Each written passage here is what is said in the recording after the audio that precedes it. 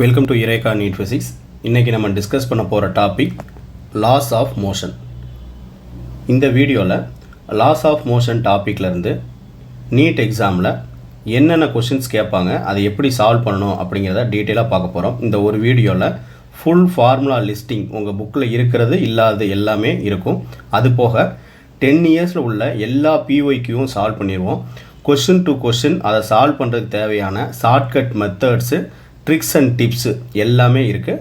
இந்த வீடியோ பார்த்துட்டு இதுக்கப்புறம் எவ்வளோ ப்ராப்ளம் ப்ராக்டிஸ் பண்ண முடியுமோ அதை பண்ணிங்கன்னா இந்த யூனிட்லேருந்து கேட்கக்கூடிய 8 மார்க்ஸு ரொம்ப சுலபமாக நீங்கள் எடுக்கலாம்.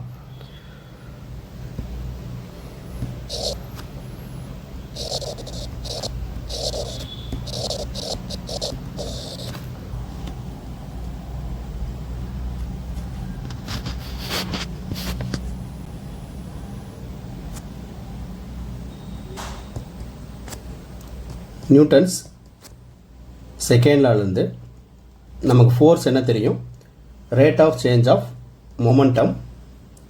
இதை m இன்ட்டு மொமெண்டம் பியை mvன்னு எழுதணும்னா dv/dt எழுதலாம்.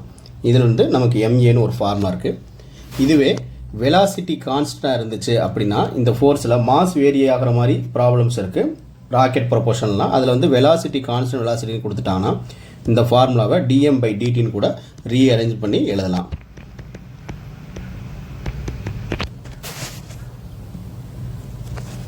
நெக்ஸ்ட்டு இம்பல்ஸு ஐன்னு போடுறேன், சில புக்கில் ஜேன்னு இருக்கும், நீங்கள் எப்படி ஃபாலோ பண்ணாலும் பண்ணிக்கோங்க. F.Δt போடலாம் ஆர் dt போடலாம். வெரி ஷார்ட் டைமில் ஆக்ட் பண்ணக்கூடிய ஹை ஃபோர்ஸு. இதை எதுக்கு ஈக்குவலாக இருக்கும் அப்படின்னா ஃபோர்ஸை மாஸ் இன்ட்டு ஆக்சலேஷன், அது change in velocity m into v-u அப்படின்னு எழுதி அதுக்கு dv/dt பண்ணுவோம். டீட்டெயில் ஸ்டெப் வேணால் எழுதிடுறேன். m dv/dtன்னு போடுவோம். இங்கே ஒரு ஃபார்முலாவில் ஒரு dt இருக்குது. dt கேன்சல் ஆயிடுச்சுன்னா m into dv, that is mv-u, that is mv minus muன்னு எழுதலாம். இதை தான் நம்ம என்ன எழுதுகிறோம், இம்பல்ஸ் சேஞ்ச் இன் மொமெண்டம்னு சொல்கிறோம். ஆர்எல்ஸ் கிராஃப் கொடுத்தாங்க அப்படின்னா இம்பல்ஸ் எப்படி கால்குலேட் பண்ணலாம்னா ஏரியா அண்டர் எஃப்டி கிராஃப் கொடுத்தா கேட்பாங்க. அந்த கிராஃபுக்கு என்ன ஷேப் கொடுக்குறாங்களோ அந்த ஷேப்புக்கு உள்ள ஏரியாவை கால்குலேட் பண்ணிங்கன்னா அது உங்களுக்கு இம்பல்ஸ் கொடுத்துரும்.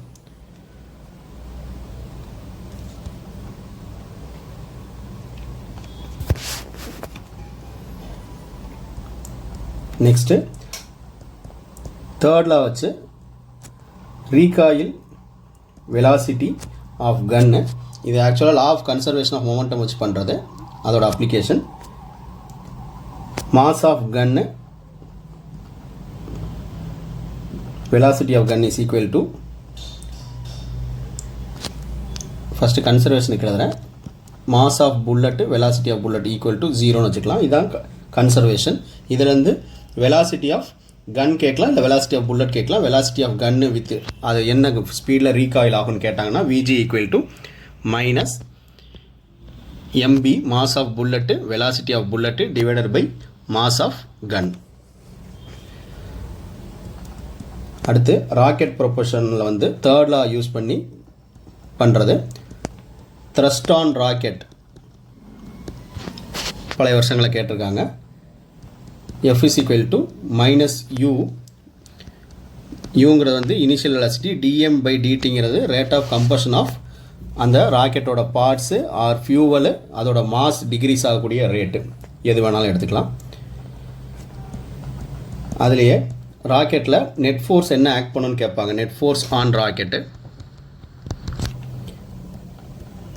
Fnet equal to u dm/dt minus அதோட வெயிட்டை சப்ட்ராக்ட் பண்ணிட்டீங்கன்னா அதான் நெட் ஃபோர்ஸு. அந்த வெயிட் டுவர்ட்ஸ் டவுன் ஆக்ட் பண்ணும் ராக்கெட் மேலே போகும்போது.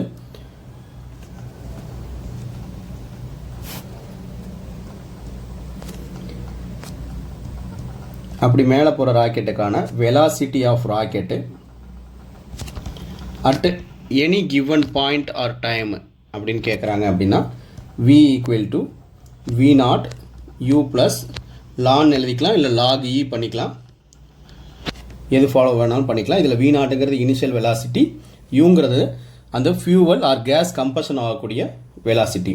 இதில் எம் நாட்டுங்கிறது இனிஷியல் மாஸ் குறைஞ்சிக்கிட்டே போகும்.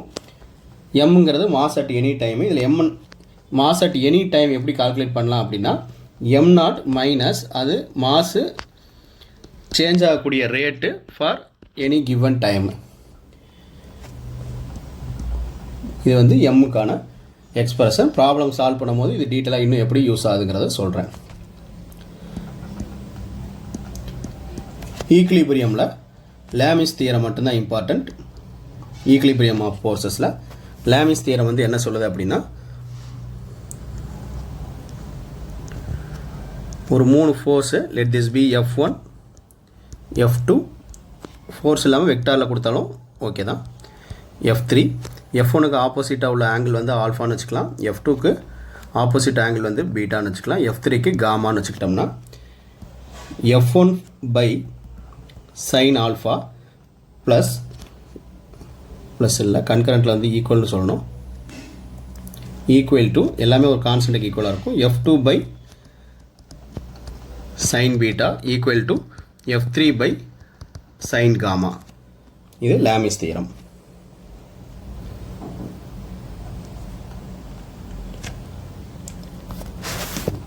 அடுத்து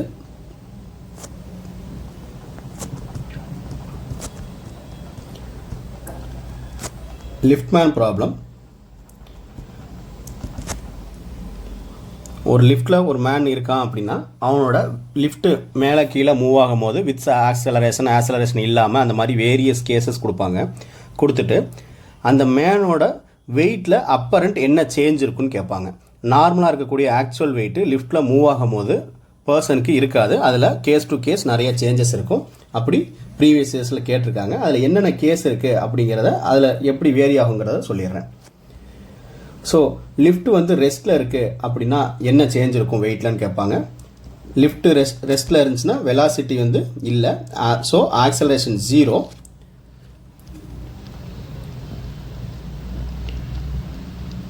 ஒரு லிஃப்ட்டில் ஒரு மேன் இருக்கான்னு வச்சுக்கோங்க. ஸோ இந்த மேனோட வெயிட்டு டவுன்வேர்டு ஆக்ட் பண்ணும். லிஃப்ட்டு அப்வேர்டு போகுது அப்படின்னா டியூ டு மேலே டென்ஷன் மட்டும் இருக்கும். இது இந்த டைரெக்ஷனில் போகுதுன்னு வச்சுக்கோங்க. அப்போ இதுக்கான ஈக்குவேஷன் நம்ம எப்படி எழுதலாம் அப்படின்னா டி மைனஸ் எம்ஜி வெயிட் வந்து டவுன்வர்ட் ஆக்ட் பண்ணுது. இந்த டீயை தான் நம்ம அப்பரண்ட் வெயிட்னு சொல்லுவோம். T minus M G equal to M A net force. இங்கே ஆக்சலேஷன் இல்லை அப்படின்னா இந்த எம்ஏ வந்து 0 ஆயிடுது. So that T equal to M G ஆயிடுது. ஸோ இங்கே டீன்னு நான் மீன் பண்ணுறது வந்து apparent change in weight. So இது வந்து எப்படி இருக்கும் இந்த கேஸில் அப்படின்னா அப்பரண்ட் வெயிட்டும் ஆக்சுவல் வெயிட்டும் சேமாக இருக்கும். இதுலேயே பி கேஸு யூனிஃபார்ம் ஸ்பீடில் லிஃப்ட் வந்து அப்வேர்டு மூவ் ஆகுது அப்படின்னா யூனிஃபார்ம் ஸ்பீடு அப்படின்னா இதிலேருந்து என்ன மீனிங்கு அப்படின்னா வெலாசிட்டி கான்ஸ்டன்ட்.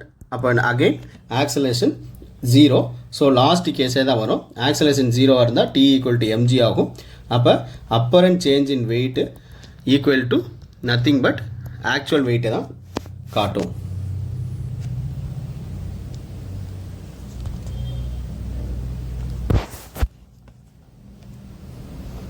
இதில் C case lift is accelerating upward அப்படின்னு வச்சுக்கோங்க. இப்போ ஆக்சலரேட்டிங் அப்வேர்ட்னா லிஃப்ட் அப்வேர்டு மூவ் ஆகுது. அப்போ டி மைனஸ் எம்ஜி டீயோட டைரக்ஷனில் லிஃப்ட் மூவ் ஆகுது ஈக்குவல் டு எம்ஏவாக இருக்கும். Or else T equal to M common out எடுத்துட்டேன்னா ஜி ப்ளஸ் ஏவாக வரும். இப்போ வந்து அப்பரண்ட் சேஞ்ச் இன் வெயிட்டு அந்த பர்சனோட வெயிட் வந்து கிரேட்டர் தென் ஆக்சுவல் வெயிட்டாக இருக்கும். T case lift is accelerating downward when g is greater than a. downward என்ன acceleration இருக்கு, நம்ம acceleration due to gravity தான் கூட இருக்கு. lift accelerate ஆகக்கூடிய speed downward accelerate ஆகக்கூடிய அதோட ரேட் வந்து கம்மியாக இருக்குது கம்பேர் டு ஜி அப்படின்னு இருந்துச்சு அப்படின்னா, அப்போ எம்ஜியோட டைரக்ஷனில் லிஃப்ட் மூவ் ஆகுது. So M G minus T equal to M A, from this T equal to M G minus ஏன்னு வரும். அப்போ இந்த கேஸில் நம்ம அவரோட வெயிட்டை மெஷர் பண்ணோம் அப்படின்னா apparent weight less than the actual வெயிட்டாக இருக்கும். பாருங்கள், லிஃப்டோட மூமெண்ட்னால வெயிட்டு ஆக்சுவல் வெயிட்டை விட கூடவும் காட்டுது குறையவும் காட்டுது. என்னென்ன ஆக்சலரேஷனில் அப்படிங்கிறத தெரிஞ்சு வச்சுக்கணும். இப்போ இதுவே ஆக்சலரேட்டிங் டவுன்வேர்டில் இன்னொரு ஸ்பெஷல் கேஸ் தரேன் பாருங்கள். லிஃப்ட் கீழே விழுகக்கூடிய ஆக்சலரேஷன் வந்து ஜி வேல்யூவோட கூட இருக்குது அப்படின்னா, அப்போ எம்ஜியோட டைரக்ஷன்லாம் போகிறது அதான் dominative force. So M G minus T equal to M A, இதுலேருந்து T equal to M into G minus A. So இதில் ஏ அதிகம்னு சொல்லிட்டேன். அப்போ டீயோட வேல்யூ கண்டிப்பாக நெகட்டிவில் தான் நமக்கு கிடைக்கும். ஸோ டீயோட வேல்யூ நெகட்டிவில் கிடைக்கிது அப்படின்னா, அப்போ அந்த பர்சன் வந்து வில் ஸ்டிக் டு தி, அதாவது லிஃப்ட்டு ரொம்ப ஸ்பீடாக கீழே போய்கிட்டு இருக்கு, அதோட ஆக்சலரேஷன் வந்து ஜியை விட அதிகம்.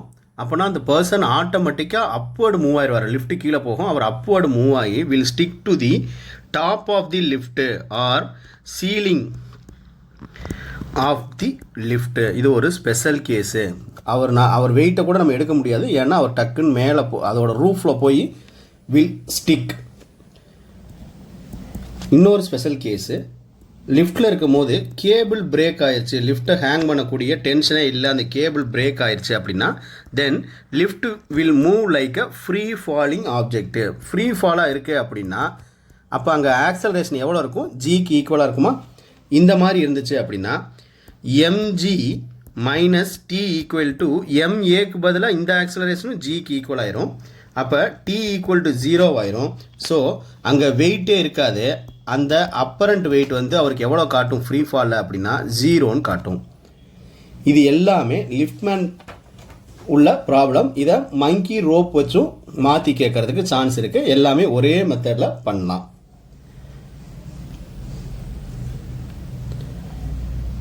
இதுக்கப்புறம் ரொம்ப முக்கியமானது ஃப்ரீ பாடி டயக்ராம் வச்சு பண்ணக்கூடியது.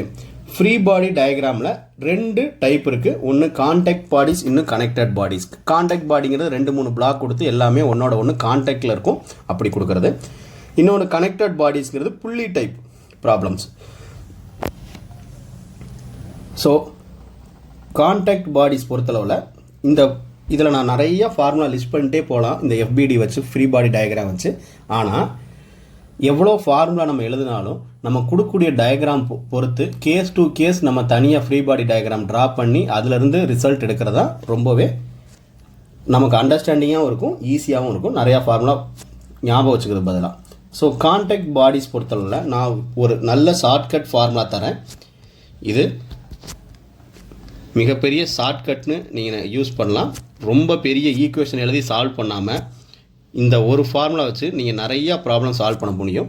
Net acceleration equal to F net force எல்லா டைரக்ஷனையும் இன்க்ளூட் பண்ணி ஒரு பர்டிகுலர் டைரக்ஷனில் நெட் ஃபோர்ஸ் என்ன இருக்குது, மோஷன் ஆஃப் டைரக்ஷனில் நெட் ஃபோர்ஸ் என்ன இருக்குதுன்னு பார்த்துட்டு டிவைடட் பை மாஸ் டோட்டல் பண்ணிங்கன்னா எல்லா கான்டாக்ட் பாடிஸ்க்கு தேவையான ஆக்சலரேஷன் உங்களுக்கு கிடச்சிரும்.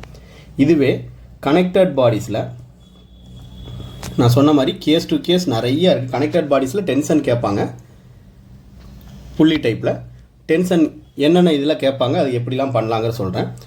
ஒரு புள்ளி ரோல் ஓவர் ஆகக்கூடிய ஒரு புள்ளி இருக்குது, இங்கே ஒரு ஆப்ஜெக்ட் இருக்குது, இங்கே ஒரு ஆப்ஜெக்ட் இருக்குதுன்னு வச்சுக்கோங்க, M1 M2 அப்படி வச்சுக்கோங்க. இதில் டென்ஷன் கேட்குறாங்க அப்படின்னா இதில் T equal to 2 M1 M2 by M1 + M2 into ஜின்னு வரும்.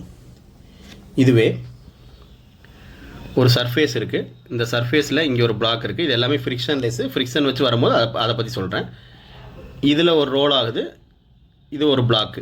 இந்த 2 பிளாக்கில் ஒன்று M1 M2 கொடுத்துட்றாங்க அப்படின்னா இந்த கேஸில் டென்ஷன் வந்து M1 M2 by M1 + M2 into ஜின்னு கிடைக்கும்.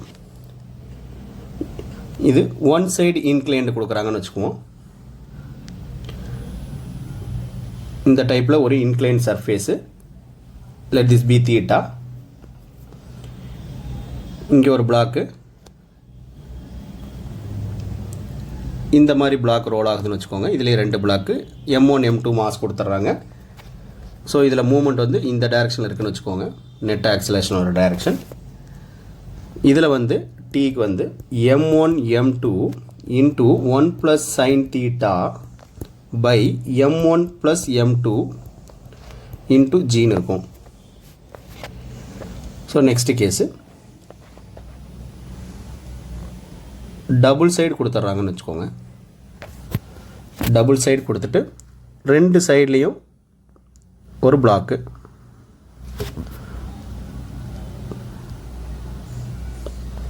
கனெக்டடாக இருக்குது.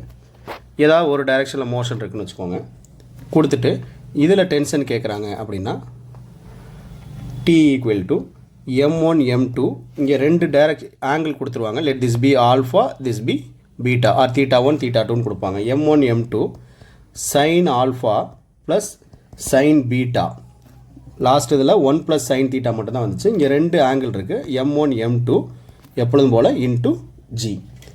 இது ரெகுலராக யூஸ் பண்ணுற ஒரு 4 கேஸ் மட்டும் கொடுக்குறேன். இதில் இல்லாமல் புது கேஸ் கொடுத்தாங்கன்னா அதை எப்படி பண்ணலாங்கிறத ப்ராப்ளம் சால்வ் பண்ணும்போது சொல்கிறேன். நம்மளாக ஈக்குவேஷன் எழுதி நம்மளாலேயே பண்ண முடியும்.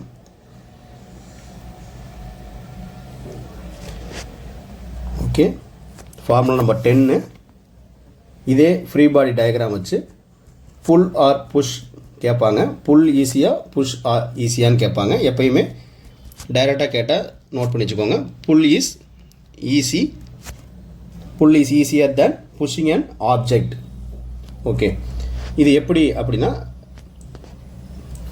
ஃபஸ்ட்டு நான் ரெண்டுக்குமே உங்களுக்கு என்ன டிஃப்ரென்ஸ்னு சொல்லிடுறேன். ஒரு ஆப்ஜெக்ட் ஆஃப் மாஸ் M இருக்குன்னு வச்சுக்கோங்க. இதை வந்து நான் இந்த டைரெக்ஷனில் ஒரு ஃபோர்ஸ் கொடுத்து புல் பண்ணுறேன். புல் பண்ணால் அந்த ஃபோர்ஸ் காம்போனண்ட்டை வந்து நான் 2ஆக பிரிக்க முடியும். Let this be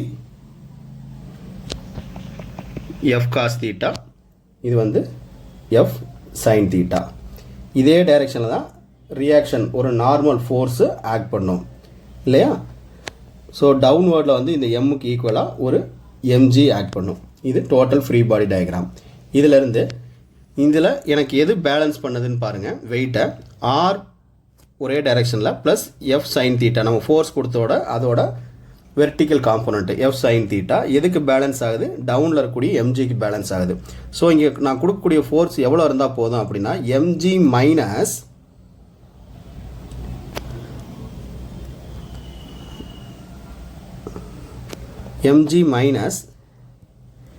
F sin θ இருந்தால் போதும். இந்த ஃபோர்ஸு எனக்கு வந்து அதை பேலன்ஸ் பண்ணும். அந்த ஆப்ஜெக்டை புல் பண்ணுறதுக்கு தேவையான ஃபோர்ஸை கொடுத்துரும், பேலன்ஸ் பண்ணும். இது வந்து புல்லில் உள்ள ஃபார்முலா. இந்த ஃபார்முலாவில் பாருங்கள், mgயில் வெயிட்டில் F sin θன்னு ஒரு ஃபேக்டர் வந்து குறைஞ்சிருது. இதுவே நான் வந்து பிளாக் எடுத்துக்கிறேன். இதே பிளாக்கு, இந்த பிளாக்கில் mg டவுன் ஆக்ட் பண்ணுது. இந்த டைரெக்ஷனில் ஒரு புஷ் கொடுக்குறேன்னு வச்சுக்கோங்க. ஃபோர்ஸ் தான் இது, புஷ்ஷிங் ஃபோர்ஸு. அப்போ இதை வந்து அதோட காம்போனன்ட்ஸாக நம்ம டிவைட் பண்ணோம்னா இந்த டைரெக்ஷனில் எனக்கு F cos θ ஆக்ட் பண்ணும். ஸோ டுவர்ட்ஸ் டவுனில் அதோட F sin θ ஆக்ட் பண்ணும். இங்கே வந்து ஒரு நார்மல் ஃபோர்ஸு ஆக்ட் பண்ணும். இப்போ பாருங்கள், ஈக்குவேஷன் நான் எப்படி எழுதலான்னா, normal force equal to F, mg எழுதிக்கிறேன், mg sin θ plus F sin θன்னு வருது. அப்போ நான் புஷ் பண்ணும் போது நான் ரெண்டையும் கம்பேர் பண்ணினாலே தெரியுது, நான் அடிஷ்னல் ஃபோர்ஸு கொடுக்க வேண்டியது இருக்குது. வேறு புல்லிங்கில் வந்து mg மைனஸ் F sin θங்கிற ஃபோர்ஸு கொஞ்சம் ஒரு ஃபேக்டர் குறையுது, இதில் அது ஆட் ஆகுது. So pull is easier than pushing. எப்படி ஃப்ரீ பாடி டயக்ராம் வரையுதுன்னு மட்டும் தெரிஞ்சுக்கிட்டிங்கன்னா இந்த மாதிரி ப்ராப்ளம், இதுலேருந்து கேட்கக்கூடிய ப்ராப்ளத்தை இந்த 2 either first equation or second equation வச்சு அது புல்லாக புஷ்ஷான்னு வச்சுக்கிட்டு அதுலேருந்து நீங்கள் சால்வ் பண்ண முடியும்.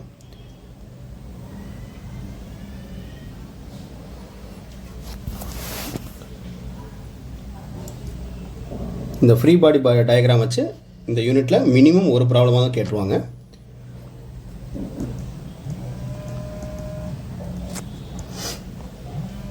ஃப்ரிக்ஷனில் வந்து static friction, limiting friction, kinetic friction, sliding friction, rolling friction, நிறைய டைப்பு 5 டைப் இருக்குது. இதில் நமக்கு மேக்ஸிமம் நாலேஜுக்கு நம்ம தெரிஞ்சுக்க வேண்டியது வந்து ஸ்டாட்டிக் ஃப்ரிக்ஷன் வந்து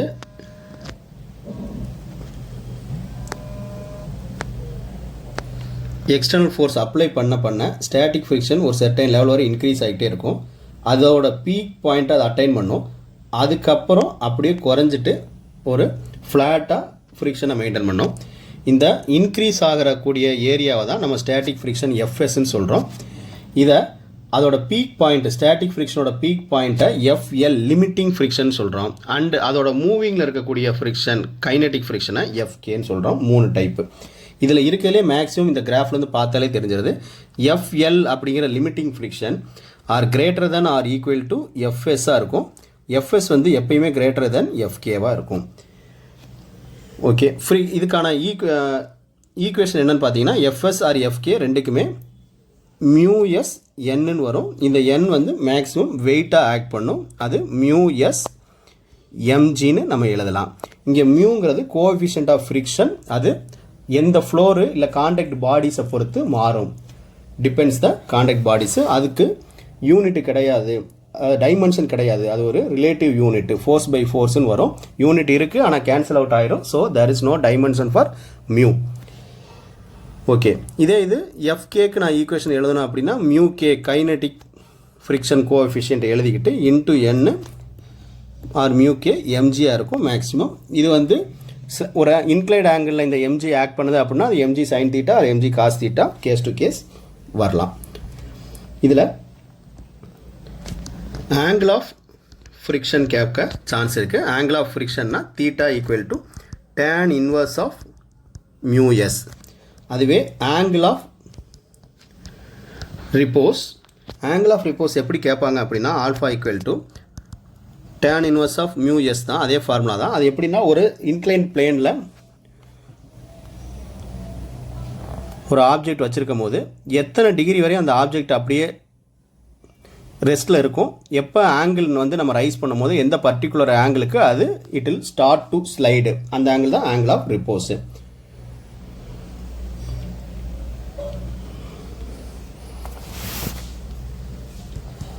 நெக்ஸ்ட் சர்க்குலர் மோஷனை பொறுத்தவரை centripetal force mv squared by R ஆர்எல்ஸ் mr ஒமேகா ஸ்கொயர்டு. இது எப்பயுமே சென்ட்ரிபெட்டல் ஃபோர்ஸ் வந்து எப்பயுமே டுவர்ட்ஸ் சென்டர் இருக்கும். பொசிஷன் வெக்டர் எப்பயுமே அவே ஃப்ரம் த சென்டர் இருக்கும்.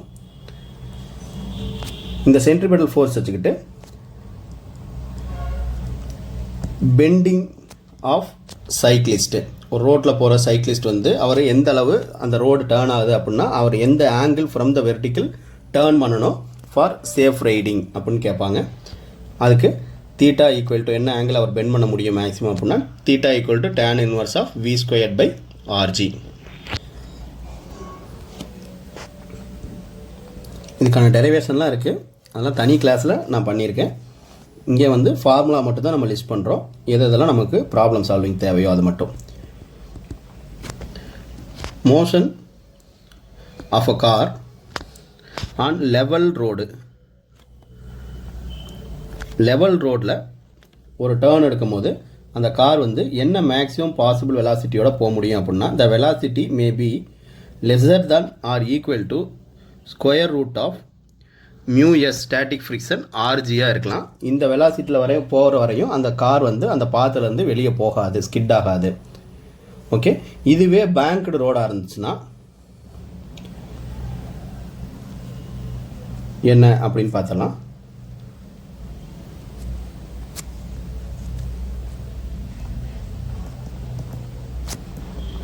Motion of car on banked ரோடோட சேஃப் டிரைவுக்காக அது டேர்ன் ஆகிற சைடு எட்ஜில் வந்து அதோட ஹைட்டை வந்து லெவல் ரோடை விட கொஞ்சம் இன்க்ரீஸ் பண்ணி வச்சுருப்பாங்க ஃபார் சேஃப் டிரைவிங். அந்த மாதிரி இடத்துல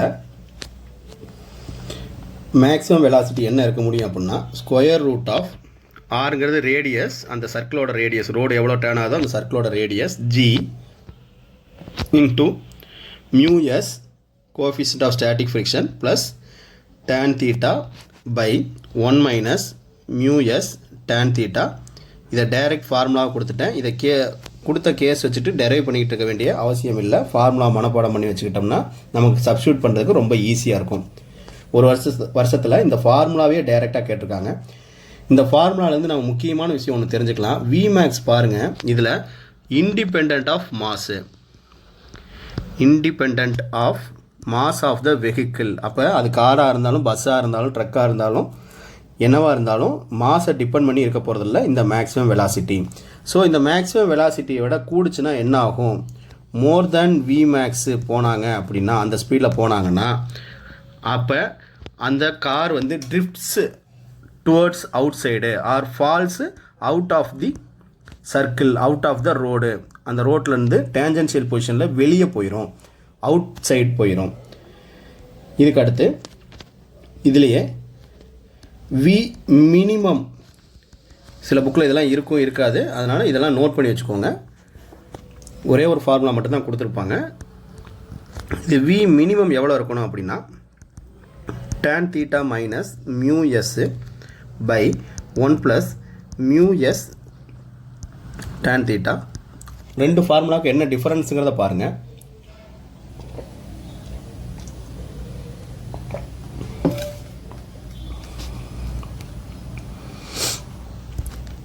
இங்கே வேர் tan theta greater than mu s இருக்கும்.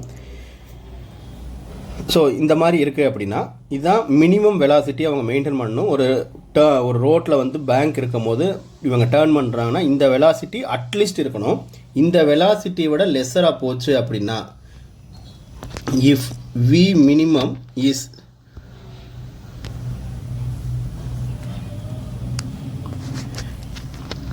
velocity is lesser than v minimum, then the car or vehicle slips to inner side.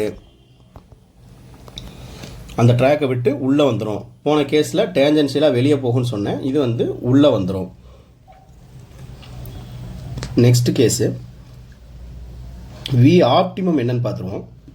அந்த ரோட்டில் ஃப்ரிக்ஷனே இல்லை, if road is very smooth அப்படி இருந்துச்சுன்னா மியூ எஸ் என்னவாயிரும்? 0 ஆயிரும். இதைத்தான் நம்ம என்ன சொல்கிறோன்னா தென் த வியை வந்து ஆப்டிமம் ஸ்பீடுன்னு சொல்கிறோம். ஆப்டிமம் ஸ்பீடு அப்படின்னா இந்த மாதிரி ரோட்டில் இவங்க கொடுக்கக்கூடிய ஆப்டிமம் ஸ்பீடில் போனோம்னா there is no tear and wear for the tyre. எந்த தேய்மானமும் இருக்காது. இது வந்து ஆப்டிமம் ஸ்பீடு. மேக்ஸிமம் ஸ்பீடில் போகிறது வேறு, ஆப்டிமம் ஸ்பீடில் போனோம்னா there is no tear and wear. If there is no rough சர்ஃபேஸ்னா தான் இந்த condition equal to square root of R G tan theta. மியோட வேல்யூ எல்லாம் 0 பண்ணி சப்ஸ்டியூட் பண்ணிங்கன்னா, மேலே உள்ள ஃபார்முலாலே சப்ஸ்டியூட் பண்ணிங்கன்னா இதான் உங்களுக்கு ரிசல்ட்டாக கிடைக்கும். ஸோ இந்த 3 கேஸும் எல்லாமே பேங்க்டு ரோடுக்கு. அது போக லெவல் ரோடுக்கு ஒன்று பார்த்துருக்கோம், பெண்டிங் ஆஃப் சைக்கிளிஸ்ட்டு. மொத்தம் இந்த டைப்பில் மட்டும் 5 ஃபார்முலா பார்த்துருக்கோம்.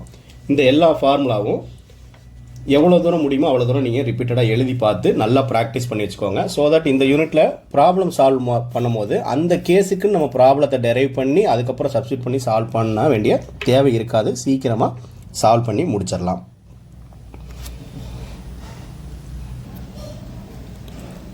இயர்ஸில் கேட்டக்கூடிய எல்லா ப்ராப்ளம் சால்வ் பண்ண போகிறோம். ஸோ வீடியோ ஃபுல்லாக பார்க்கும் போது உங்களுக்கு இந்த யூனிட் பற்றி ஃபுல் ஐடியா கிடச்சிரும்.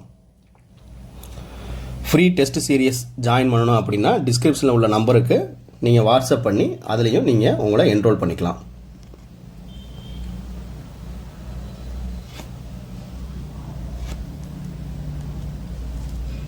ஒரு பாலுக்கு மாஸ் கொடுத்துருக்காங்க, என்ன ஹைட்லேருந்து ட்ராப் பண்ணுறோன்னு கொடுத்துருக்காங்க. கிரவுண்டை ஹிட் பண்ணிவிட்டு அந்த பால் வந்து ரீபவுன்ஸ் ஆகுது, ரீபவுன்ஸ் ஆகி 10 மீட்டர் போகுது. அப்போ இம்பல்ஸு என்னன்னு கேட்குறாங்க. ஸோ இம்பல்ஸ் நமக்கு என்னன்னு தெரியணும். Change in momentum. இம்பல்ஸ்னு ஒன்றே சேஞ்ச் இன் மொமெண்டம்ங்கிற ஞாபகம் வந்துருச்சு அப்படின்னா இந்த ப்ராப்ளத்தை ஈஸியாக சால்வ் பண்ணிடலாம். ஸோ நான் ஃபஸ்ட்டு என்ன பண்ணுறேன் பாருங்கள். velocity of ball when hits the ground அப்படின்னு சொல்லலாம். ஆர் கிரவுண்டை டச் பண்ணிட்டு ஜஸ்ட்டு அபவுட் டு ரீபவுன்ஸ்னு சொல்லாமா, ரீபவுன்ஸ் ஆகும் போது அதுக்கு ஸ்டார்டிங்கில் என்ன வெலாசிட்டி இருக்கும் அப்படிங்கிறதும் இதுதான். ஹிட் பண்ணும் போது மேக்ஸிமம் வெலாசிட்டி, ஸ்டார்ட் பண்ணும் போது அதே particular velocity. Let this be v1. நமக்கு என்ன தெரியும், v square is equal to u square plus 2as. அதை ரீஅரேஞ்ச் பண்ணோம், ஃப்ரீ ஃபாலுக்கு ரீஅரேஞ்ச் பண்ணோம்னா v equal to square root of 2gh வரும். இதை நான் ஸ்கொயர் ரூட் ஆஃப் 2gh1 எழுதிக்கலாம். ஸோ ஸ்கொயர் ரூட் ஆஃப் 2, இது வந்து 9.8 எடுக்க சொல்லியிருக்காங்க. சில ப்ராப்ளம் 10 கொடுத்துட்டாங்கன்னா நமக்கு ஈஸியாக இருக்கும். இது டோட்டல் ஹைட்டு, ஃபஸ்ட்டு மேலேருந்து ட்ராப் பண்ணும்போது ஃப்ரீ ஃபாலில் 40, ரெண்டாவது ரீபவுன்ஸ் ஆகிறது தான் 10 மீட்டர் கொடுத்துருக்காங்க. எனக்கு இதோட வேல்யூ வந்து ஸ்கொயர் ரூட் ஆஃப் 784 வருது. அதுக்கு நான் எடுத்தேன்னா v1 வந்து எனக்கு 28 மீட்டர் பர் செகண்ட் வருது. நீங்கள் கால்குலேஷன் சைடில் செஞ்சு பார்த்துக்கணும், அப்போ தான் ஸ்பீடு இம்ப்ரூவ் ஆகும்.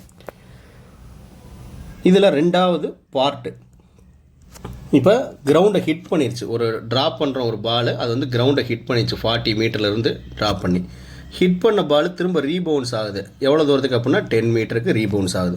அப்படி ஆகும்போது இதில் இம்பல்ஸ் என்னன்னு கேட்டிருக்காங்க, அதாவது சேஞ்ச் இன் மொமெண்டம் என்னன்னு கேட்டிருக்காங்க. ஸோ ஃபஸ்ட்டு பார்ட்டு முடிச்சிட்டோம், கிரவுண்டை ஹிட் பண்ணுறது. அந்த இதை வந்து இனிஷியல் ஸ்பீடாக வச்சுக்கிட்டு அது திரும்ப ஒரு ஹைட்டுக்கு போகுது. ஓகே, இப்போ பாருங்கள், அப்போ அந்த மேக்ஸிமம் ஹைட் ரீச் பண்ணும் போது, அதாவது வென் ball completes rebounds இல்லை அதோட மேக்ஸிமம் ஹைட்டை ரீச் பண்ணதுக்கப்புறம் என்ன வெலாசிட்டி இருக்கும், வெலாசிட்டி வந்து ஸ்கொயர் ரூட் ஆஃப் 2g, இங்கே ஹைட் 2ன்னு போட்டுக்கிட்டேன். அப்போ எனக்கு என்னென்ன வேல்யூ இருக்குது, 2 இருக்குது, g வந்து அதே 9.8, இங்கே ஹைட் 2னா ரிட்டர்னில் வந்து ரீபவுன்ஸில் 10 மீட்டர் கொடுத்துருக்காங்க, அதை வச்சுக்கிறோம். ஸோ இது எனக்கு ஸ்கொயர் ரூட் ஆஃப் 196 வருது. அதை நான் பண்ணேன்னா எனக்கு 14 மீட்டர் பர் செகண்டுங்கிறது v2 வேல்யூ கிடச்சிருச்சு. இப்போ இந்த ரெண்டு வெலாசிட்டி இருந்தால் போதும். எதுக்காக, நம்ம சேஞ்ச் இன் மொமெண்டம்னு சொல்லிட்டோம். அப்போ நமக்கு வெலாசிட்டி தான் ரொம்ப முக்கியமாக தேவை. இம்பல்ஸ் I ஈக்குவல் டு, இதான் final part, del P change in momentum, that is mass into final velocity minus initial velocity. Mass 0.5, final velocity வந்து எவ்வளவு 14, initial velocity opposite direction, so minus of -28. Direction பாருங்கள், velocity வந்து ஒரு vector, ரெண்டு velocity வேறு வேறு direction இருக்குது. இது வந்து இனிஷியல் வெலாசிட்டி டுவர்ட்ஸ் டவுன்வேர்ட் இருக்குது, இட் இஸ் நெகட்டிவ் டைரக்ஷன். இது அப்வேர்டு இருக்குது, பாசிட்டிவ் டைரக்ஷனில் எடுத்திருக்கோம். ஸோ இல்லை நீங்கள் சேஞ்ச் இன் டைரக்ஷன் வச்சு இன்க்ளூட் பண்ணி சேஞ்சை வச்சுக்கிட்டு டைரெக்டாக கூட நீங்கள் 42ன்னு எழுதிக்கலாம். இது ரெண்டையும் டிஃப்ரென்ஸ் என்ன டிஃப்ரென்ஸ்னு பார்த்துட்டு 42ன்னு எழுதிக்கலாம். அப்போ டெல் பி எனக்கு இதை சிம்பிளிஃபை பண்ணால் 21 நியூட்டன் செகண்ட்னு வருது. ஆப்ஷன் 1 வந்து கரெக்டு.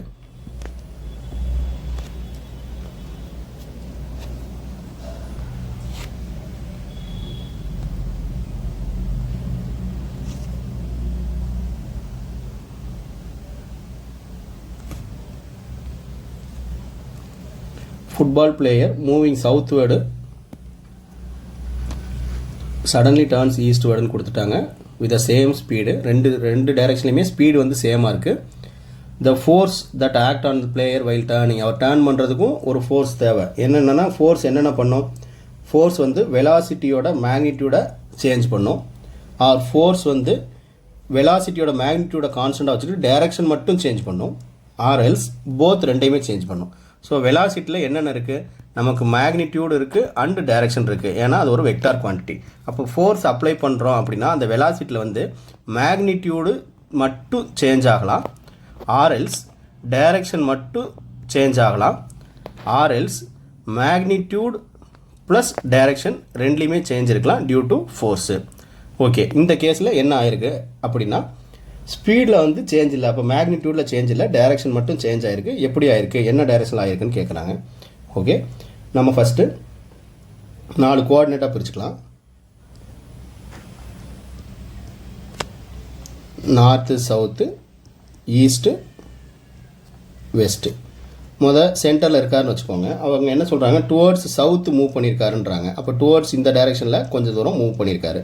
மூவ் பண்ணவர் அகெயின் ஈஸ்ட்வேர்டு டேர்ன் பண்ணியிருக்காரு. அப்போ இந்த டைரெக்ஷனில் அவர் வரும்போது அங்கே ஒரு வெலாசிட்டி, அது ஒரு வெக்டார் குவான்டிட்டி.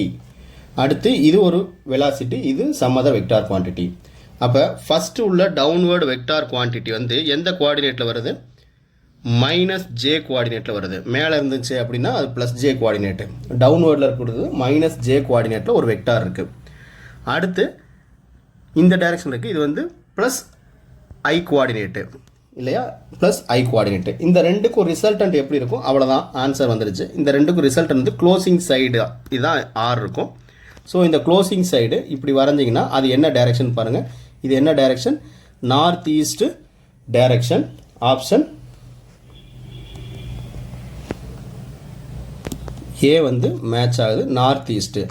இல்லை அப்படின்னா இதை நீங்கள் எப்படி பண்ணலாம், வெலாசிட்டியில் சேஞ்ச் இன் டைரக்ஷன் என்ன எப்படின்னு வெக்டாரில் எழுதுகிறோம் அப்படின்னா, say for example V initial vector வந்து என்னவாக இருந்திருக்கு அப்படின்னா மைனஸ் ஜே இருந்திருக்கு. அதோட மேக்னிடியூட் எவ்வளோ வேணாலும் இருக்கலாம், சேம்னு கொடுத்தனால நான் விட்டுட்டேன். இல்லைனா நீங்கள் விஜேன்னு கூட எழுதிக்கலாம், இல்லை கேஜே ஏதாவது ஒரு கான்ஸ்டன்ட் வச்சு கூட எழுதிக்கலாம். ஸோ வெலாசிட்டி ஃபைனல் எப்படி இருந்திருக்கு அப்படின்னா ப்ளஸில் ஐ கேப்பாக இருந்திருக்கு. அப்போ சேஞ்ச் இன் வெலாசிட்டிக்கு நான் எப்படி எழுதலாம், ஏற்கனவே முடிஞ்சிருச்சு, இன்னும் எக்ஸ்ப்ளனேஷன் தான் இப்போ சொல்கிறேன். விஐ மைனஸ் கொடுக்கலாம். அப்போ என்னவாக இருக்கும், ஃபைனல் வந்து ப்ளஸ் ஐயில் இருக்கா, அப்போ I cap minus of minus J போட்டோம்னா ஐ ப்ளஸ் ஜே. அப்போ இந்த ரெண்டு விக்டாருக்கு ரிசல்டன்ட்டில் தான் டெல்வி இருக்குது. அப்போ அந்த ரெண்டுக்கான ரிசல்டன்ட் தான் நம்ம இங்கே பண்ணியிருக்கோம். ஓகே, இது ஒரு கிராஃபிக்கல் மெத்தட் வச்சு ஒரு ஈஸியான கொஷின் தான்.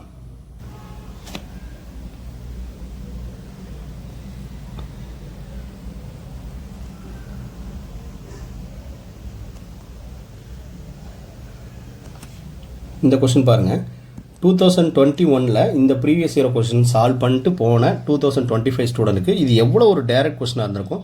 இதனால தான் நம்ம சொல்கிறோம் எப்பயுமே பிஓக்யூஸ் ஃபஸ்ட்டு சால்வ் பண்ணி முடிச்சிருங்க, அதுக்கப்புறம் ப்ராக்டிஸ் பண்ணுறதுக்கு எத்தனை கொஷின்னாலும் பண்ணுங்கள். அப்படியே டைரக்ட் கொஷினு. ஸோ நம்ம சால்வ் பண்ண டைப்லேயே பால் ஆஃப் மாஸ் வந்து 0.15 kg கொடுத்துட்டாங்க. ட்ராப்டு ஃப்ரம் ஹைட்டு, ஃபஸ்ட்டு உள்ள ஹைட்டு ஃப்ரீ ஃபாலுக்கான ஹைட்டு 10 மீட்டர் கொடுத்துட்டாங்க.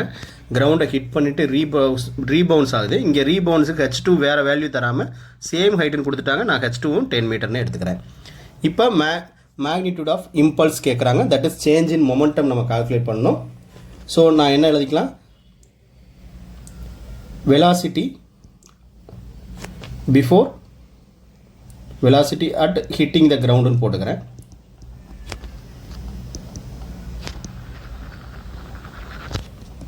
V1 is equal to square root of 2G1 equal to square root of 2 into G10 எடுக்க சொல்லிட்டாங்க. இதில் ஒரு 10 வருது.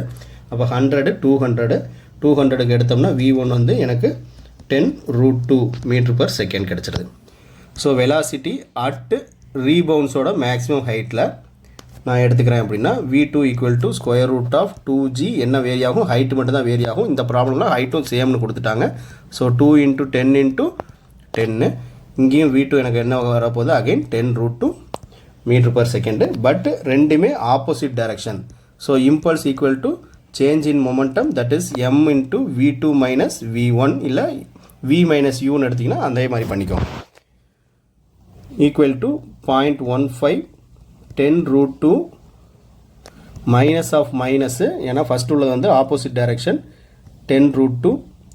ஸோ எனக்கு 0.15 2 times of 10√2 that is 20√2 வரும். இதை மல்டிப்ளை பண்ணால் 3√2, சிம்பிளை பண்ணி 1.7 மல்டிப்ளை பண்ணிங்கன்னா 4.2 நியூட்டன் செகண்ட் எழுதலாம், இல்லை கிலோகிராம் மீட்டர் பர் செகண்டு. இதுதான் ஐ. ஆன்சர் வந்து பி ஆப்ஷன் மேட்ச் ஆகுது.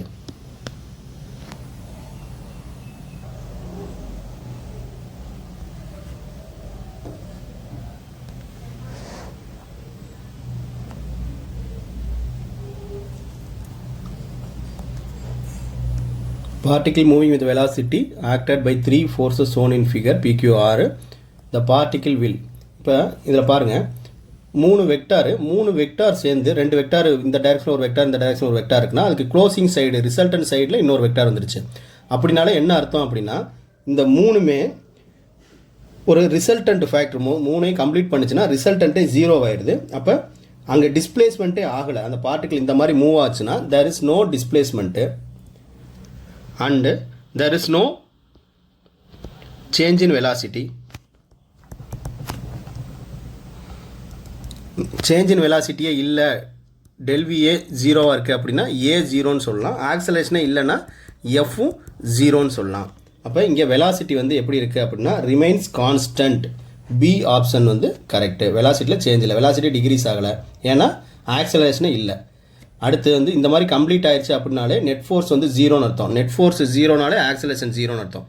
ஆக்சலரேஷன் ஜீரோனா there is no change in வெலாசிட்டின்னு அர்த்தம். அப்போ வெலாசிட்டி டிக்ரீஸ் ஆகாது, வெலாசிட்டி இன்க்ரீஸ் ஆகாது, சேஞ்ச் அக்கார்டிங் டு ஸ்மாலஸ்ட் அதுவும் சேஞ்ச் தான், சேஞ்சும் ஆகாது. அப்போ ரிமைன்ஸ் கான்ஸ்டன்ட்ங்கிறது கரெக்ட் ஆன்சர்.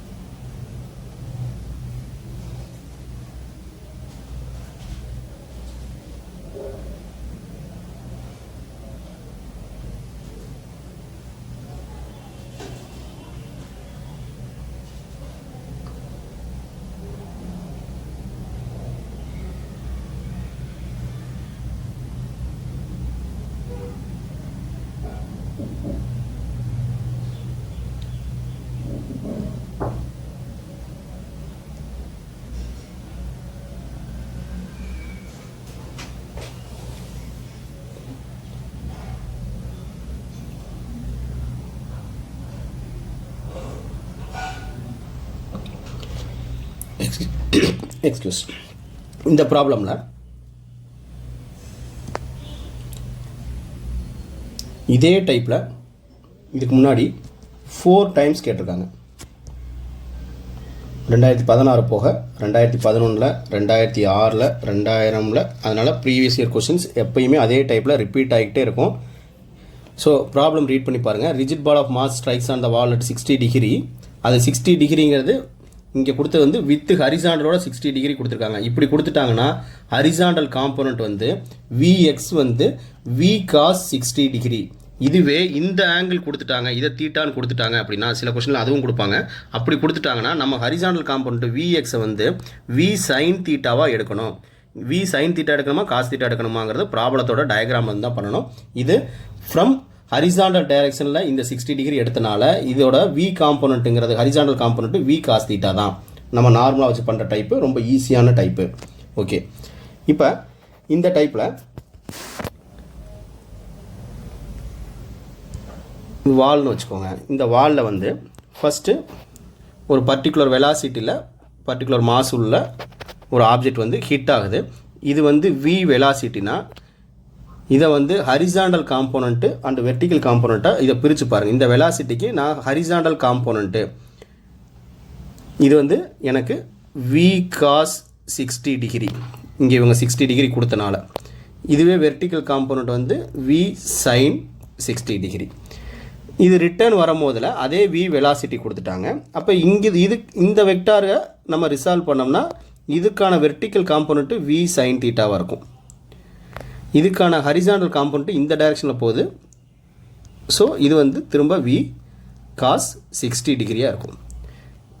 இங்கே தீட்டா வந்து 60 டிகிரி, 60 டிகிரி 600 மாதிரி இருக்கா?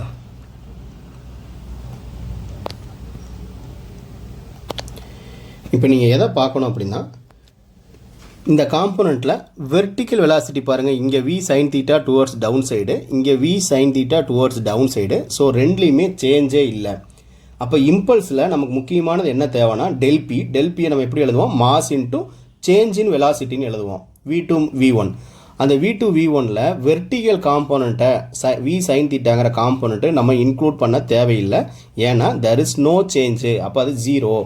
அப்போ ஒரு J ஃபேக்டரை நம்ம விட்டுடலாம், I ஃபேக்டர் மட்டும் வச்சு பண்ணால் போதும். ஆனால் இந்த ரெண்டை பார்த்துட்டிங்க. இப்போ V cos தீட்டா பாருங்கள், ஹிட் பண்ணும் போது டுவர்ட்ஸ் ரைட் சைடு இருக்குது, திரும்ப பவுன்ஸ் பேக்கில் டுவர்ட்ஸ் லெஃப்ட் சைடு இருக்குது, டைரக்ஷன் சேஞ்ச் ஆகிருக்கு.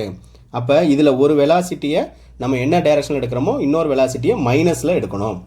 இதில் வந்து V cos தீட்டா வேல்யூ வந்து ரைட் சைடும் திரும்ப அகெயின்ஸ்ட் லெஃப்ட் சைடும் வேறு வேறு டைரெக்ஷனில் சேஞ்ச் ஆகிருக்கு. அப்போ இங்கே தான் there is change in velocity.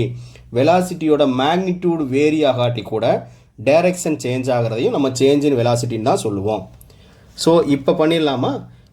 இந்த லாஜிக் புரிஞ்சிருச்சுன்னா நான் என்ன எழுதிக்கலாம்? I equal to change in momentum that is m into v2 minus v1. இங்கே v2 மைனஸ் v1ங்கிறது என்னது? m இன்ட்டு ஃபஸ்ட்டு v1னா ஹிட் பண்ணும் போதுன்னு வச்சுக்கோங்க, let this be v cos 60 degree. அப்போ cos 60 டிகிரியோட வேல்யூ போட்டிங்கன்னா v/2 வந்துடுது. v2 வந்து நான் என்ன பண்ணலாம்? Minus v cos 60 degree opposite direction எடுத்துட்டா எனக்கு மைனஸ் v/2 வருது. இந்த வேல்யூவை இங்கே சப்ஸ்டியூட் பண்ணுங்கள். தட் இஸ் v/2 ஃபார்முலாவில் உள்ள மைனஸு அகெயின் v2 வேல்யூவில் உள்ள v/2 இன்னொரு மைனஸு. ஸோ எனக்கு என்ன வந்துடுது? ஆஃப் v 1vன்னு வந்துடும். தட் இஸ் m இன்ட்டு வின்னு வரும். சிம்பிளை பண்ணிங்கன்னா இதுதான் ஆன்சர். ஆப்ஷன் ஏ மேட்ச் ஆகுது. இந்த டைப் ரொம்ப இம்பார்ட்டண்ட். எத்தனை வருஷம் கொடுத்துருந்தாங்கன்னா இந்த கொஸ்டினில் நான் பார்த்துக்கிட்டு இருந்தேன். 4 தடவை இதே மாதிரி ரிப்பீட் ஆகிருக்கு இதே டைப்பில்.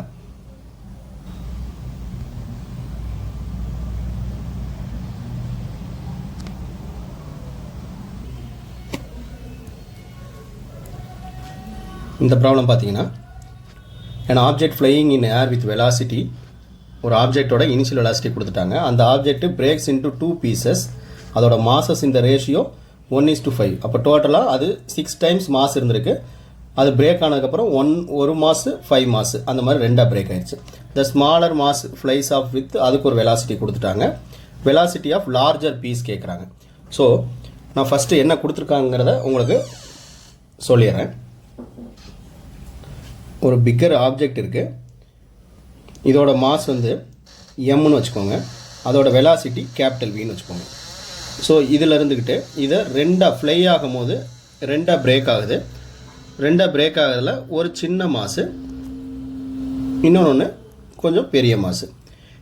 இது டோட்டல் அந்த அவங்க கொடுத்துருக்கூடிய ஷேர்லேருந்து டோட்டல் ஷேர் வந்து 6. அதில் சின்ன மாஸ் வந்து 1:5. அப்போ 1/6. அப்போ 1m/6ங்கிறது இதோட மாசு. இதோட velocity let this be v1. அடுத்து இன்னொன்று பிரேக் ஆனதை வந்து 5m/6. 6ல் டோட்டல் 6ல் 5 பார்ட் இது. இதோட வெலாசிட்டி வந்து v2. இப்போ v1ங்கிறது வந்து ஸ்மாலரா? ஓகே. ஃபஸ்ட்டு வந்து நான் கேபிட்டல் V எவ்வளோன்னு எழுதிக்கிறேன். பிரேக் ஆகிறதுக்கு முன்னாடி அதில் கொடுத்தது 20I plus 25J minus 12K. அதுக்கப்புறம் V1 அந்த ஸ்மாலரோட வெலாசிட்டி கொடுத்துருக்காங்க. அதில் ஒரு சின்ன பிரிண்டிங் மிஸ்டேக் இருக்குது. இது வந்து ஆக்சுவலாக 100I plus 35J plus 8K. இங்கே கொடுத்துருக்கூடியது கொஞ்சம் பிரிண்டிங் ஏரர் இருக்குது. 100I plus 35J minus R plus இங்கே வந்து 8ன்னு வரும்போது இங்கே வந்து இட் இஸ் ப்ளஸ்ஸு. ஓகே, நான் சேஞ்ச் பண்ணணும். இதில் வந்து பிரிண்டிங் எரர் இந்த 2 வெக்டாரும். ஓகே, அப்போ ஸ்மாலர் பீஸ் பிரேக் ஆனதுக்கப்புறம் ஸ்மாலர் பீஸ்க்கான வெலாசிட்டி கொடுத்துட்டாங்க.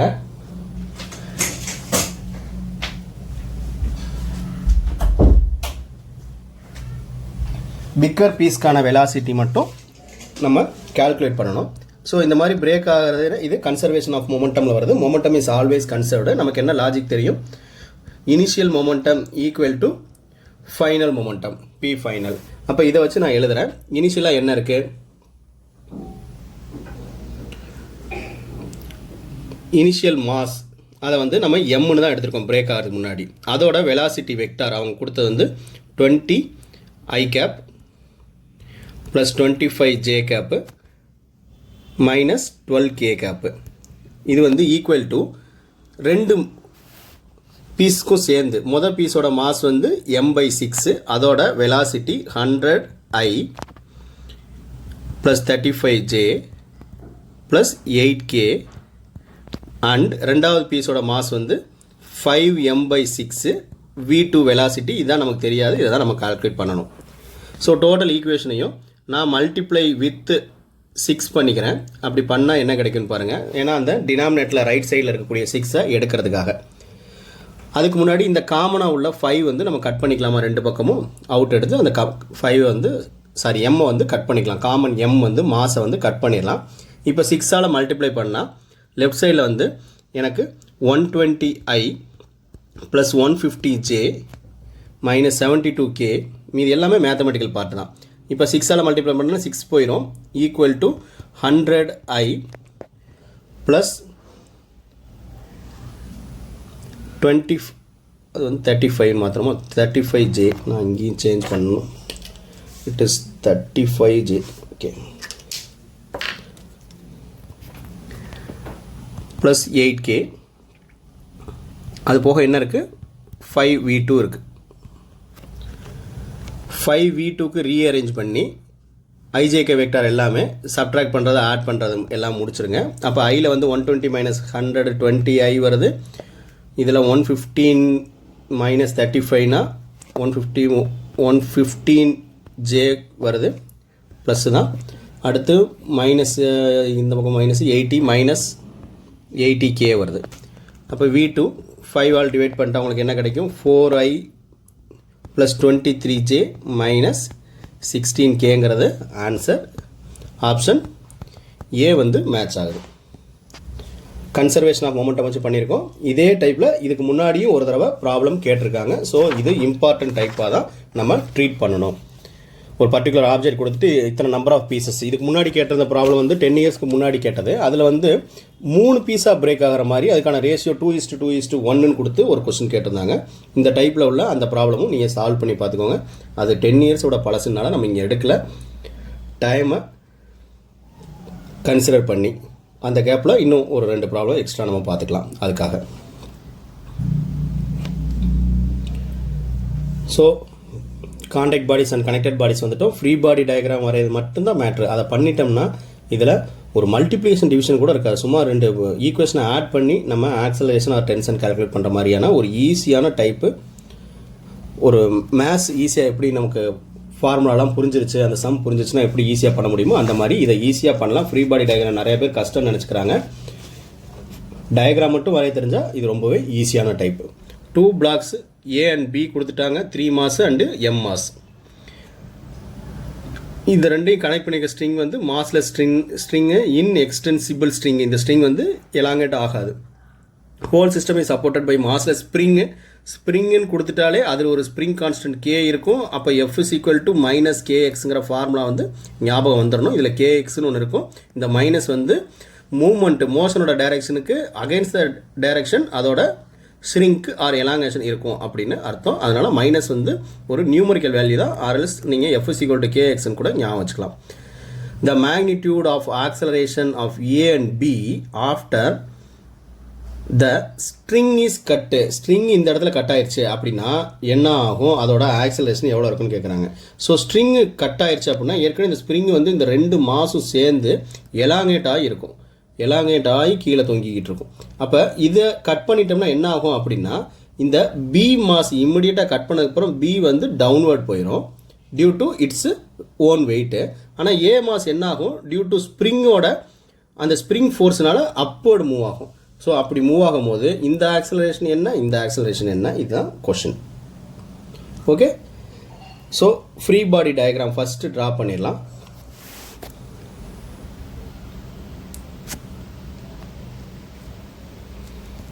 பிஃபோர் கட்டு 3m மாஸ்க்கு மட்டும் என்னென்னு நான் ட்ரா பண்ணுறேன். இதில் வந்து மாஸ் 3m இருக்குது அப்படின்னா இதோட டவுனில் என்ன இருக்குது, ஏற்கனவே இந்த 3mனால இதில் ஒரு வெயிட் இருக்கும், தட் இஸ் 3mg. ஓகேவா, 3mங்கிறது மாஸ் இன்ட்டு ஜினா அது வெயிட்டு. அது போக பிங்கிற மாஸ்னால இதில் ஒரு டென்ஷன் ஒன்று கிரியேட் ஆகும். அந்த டென்ஷன் வந்து ஏலேருந்து அவுட்வேர்டு டென்ஷன் இருக்கும், பியிலேருந்து அப்வேர்டும் டென்ஷன் இருக்கும். ரெண்டுமே ஈக்குவல் டென்ஷன் தான்.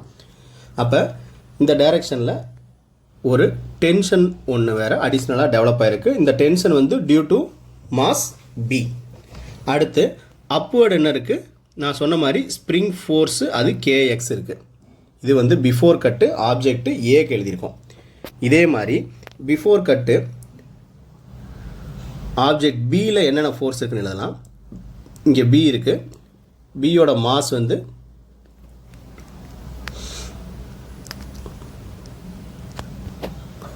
எம் இருக்கனால டவுன்வேர்டு வெயிட் எம்ஜி ஆக்ட் பண்ணும். இதுக்கு கீழே எந்த வெயிட் இல்லாதனால தேர் இஸ் நோ டென்ஷன். ஆனால் அப்வேர்டு ஒரு டென்ஷன் இருக்குது. அந்த டென்ஷன் என்ன? இந்த பினால் கிரியேட் ஆன டென்ஷன் தான். அது வந்து எப்பயுமே அந்த ஆப்ஜெக்ட்லேருந்து அவுட்வேர்டு, கான்டாக்ட் சர்ஃபேஸ்லேருந்து அவுட்வேர்டில் இருக்கும் டென்ஷன். ஓகே, அதுக்கு அடுத்து ஆஃப்டர் கட்டு. இப்போ நம்ம எதுவுமே பண்ணல, கால்குலேஷன் சைடே போல். பிஃபோர் கட்டு ஆஃப்டர் கட்டு என்னென்னு பார்த்தலாம். ஆஃப்டர் கட்டு இந்த ஏ மாஸ் அப்படியே இருக்குது. அதில் கீழே என்ன ஆக்ட் பண்ணுது அப்படின்னா, அந்த ஸ்ட்ரிங் வந்து கட் ஆயிடுச்சு, பிங்கிற ஸ்ட்ரிங் கட் ஆகி பி கீழே போயிட்டுருக்கு. அப்படிங்கும் போது டென்ஷன் இல்லாமல் ஆயிரும். அப்போ இங்கே ஒரே ஒரு ஃபோர்ஸ் தான் ஆக்ட் பண்ணோம். அது ஏவோட ஓன் வெயிட்டு 3 mgங்கிற வெயிட் ஆக்ட் பண்ணும். மேலே வந்து ஸ்ப்ரிங் ஃபோர்ஸ் மட்டும் ஆக்ட் பண்ணும். வேறு இங்கே பியில் பார்த்தீங்கன்னா மேலே உள்ள டென்ஷன், ஸ்ட்ரிங் கட் ஆயிடுச்சு, டென்ஷன் போயிடுச்சு. அப்போ பி வந்து இப்போ கீழே மூவ் ஆகிட்டுருக்கு. எதனால? பை இட்ஸ் ஓன் வெயிட்டு எம்ஜினால் கீழே மூவ் ஆகிட்டுருக்கு. அவ்வளோதான். இப்போ மோஷன் பொறுத்தளவில் பார்த்தோம்னா இது வந்து இப்போ அப்வேர்டு மூவ் ஆகுது with some acceleration A A. Upward வந்து ஸ்ப்ரிங் வந்து மேலே பிடிச்சி இழுக்குது. இது வந்து டவுன்வேர்டு மூவ் ஆகுது வித் சம் ஆக்சலேஷன் ஏபி. இது வந்து due to its own weight. ஓகேவா? இப்போ பாருங்கள் நம்ம எப்படி சால்வ் பண்ணலாங்கிறது போயிடலாம். இந்த ஃபஸ்ட்டு டயக்ராமில், பிஃபோர் கட்டு ஃபஸ்ட்டு டயக்ராமில் எனக்கு வந்து கேஎக்ஸ் எதுக்கு ஈக்குவலாக இருக்குது? டி ப்ளஸ் எம்ஜிக்கு ஈக்குவலாக இருக்குது. ஏன்னா அது ரெஸ்ட்டில் தானே இருந்திருக்கு அந்த டயத்தில். ஓகேவா? இதில் பியில் ஈக்குவேஷன் என்ன எழுதலாம்? டி வந்து ரெஸ்ட்டில் இருக்குது, பிஃபோர் கட்டு மூவ்மெண்ட்டே இல்லை. அப்போ டி ஈக்குவல் டு எம்ஜியாக இருக்குது. இந்த டி ஈக்குவல் டு எம்ஜியை தூக்கி இங்கே சப்ஸ்டியூட் பண்ணுங்கள். கேஎக்ஸ் என்னன்னு வந்துடும்? எம்ஜி ப்ளஸ், இங்கே ஃபார்முலா வந்து ஃபஸ்ட் லைனில் இது எம்ஜியில் 3mg இல்லையா? mg plus 3mg. அப்போ எனக்கு கேஎக்ஸோட வேல்யூ என்னன்னு கிடச்சிருச்சு? 4mgன்னு கிடச்சிருச்சு. இது ஒரு ரிசல்ட்டு. இப்போ 4mgன்னு கிடச்சிட்டா நான் ஃபார்முலாலே சொன்னேன். இதில் ஆக்சலேஷன் பொறுத்தளவில் ஒரே formula, acceleration equal to F net by M total பண்ணுங்கன்னு சொன்னேன். F net by M total. இதில் இப்போ இதுக்கு எழுதுகிறேன் பாருங்கள். Acceleration equal to F net by M total. F நெட்டுங்கிறது நெட் ஃபோர்ஸு. இதில் எப்படி நெட் ஃபோர்ஸ் கால்குலேட் பண்ணுறது? கேஎக்ஸு எம்ஜி என்னென்ன டைரக்ஷன் இருக்குது? ஆப்ஜெக்ட் என்ன டைரக்ஷனில் மூவ் ஆகுதோ அந்த டைரக்ஷனில் தான் டாமினேட்டிங் ஃபோர்ஸ் இருக்குன்னு அர்த்தம். அப்போ ஏ பிளாக் பொறுத்தளவில் ஆஃப்டர் கட்டு ஆப்ஜெக்ட் வந்து அப்வேர்டு மூவ் ஆகுது. இந்த பிளாக் வந்து அப்வேர்டு தானே மூவ் ஆகுது. ஸ்ப்ரிங் வந்து மேலே பிடிச்சி இழுக்குது. பிடிச்சி இழுத்தோன்னா இது வந்து மேலே போயிடும். இது due to its own weight கீழே வருது. அப்போ பி பிளாக் வந்து டவுன்வேர்டு மூவ் ஆகுது with some acceleration. A block spring ஃபோர்ஸ்னால அப்வேர்டு மூவ் ஆகுது வித் சம் ஆக்சலரேஷன். அப்போ எக்ஸ்கியூஸ், அப்வேர்டு மூவ் ஆகுதுன்னா அப்வேர்டு இருக்கக்கூடிய ஃபோர்ஸ் தான் டாமினேட்டிங் ஃபோர்ஸு. அதனால் அந்த அப்போ நெட் ஃபோர்ஸ்னால் என்னது? Bigger force minus smaller force. Bigger force வந்து இங்கே கேஎக்ஸ் மைனஸ் ஸ்மாலர் ஃபோர்ஸுங்கிறது 3mg. இதுதான் net force by total mass. இதில் டோட்டல் மாஸ் என்ன இருக்குது? 3m இருக்குது. அவ்வளோதான். இதை சிம்பிளிஃபை பண்ணுங்கள். இந்த கேஎக்ஸ்க்கு பதிலாக நான் என்ன போட்டுக்கலாம் அப்படின்னா, ஏற்கனவே கேஎக்ஸ் வந்து 4mgன்னு கால்குலேட் பண்ணி வச்சுருக்கோமா? அப்போ 4mg minus 3mg by 3m. அப்போ எனக்கு ஏஏ என்னன்னு கிடச்சிருது? 4 மைனஸ் 3 வந்து எனக்கு 1mg வந்துடுது. கட் பண்ணிட்டேன் அப்படின்னா g பை 3ன்னு வந்துடுச்சு. இந்த பார்ட்டு முடிஞ்சிச்சு. இந்த பார்ட்டில் பாருங்கள். A B equal to F net by M total. F நெட்டுங்கன்னா இங்கே எத்தனை ஃபோர்ஸ் இருக்குது? ஒரே ஒரு ஃபோர்ஸ் தான் இருக்குது. அதுவும் என்னது? வெயிட்டுங்கிற ஃபோர்ஸு. அப்வேர்டு ஃபோர்ஸே இல்லை. ஏல வந்து அப்வேர்டு கேஎக்ஸ் இருந்துச்சு, இதில் அப்வேர்டு ஃபோர்ஸே இல்லை. டவுன்வேர்டு ஒரே ஒரு force, that is due to weight M G by M total. ஒரே ஒரு எம் தான். அப்போ எம் கட் பண்ணிட்டா ஏபி வந்து ஜி. ஆன்சர் எது? B option. Free body diagram கரெக்டாக வரைஞ்சிட்டோம் அப்படின்னா ரொம்ப ஈஸி தான்.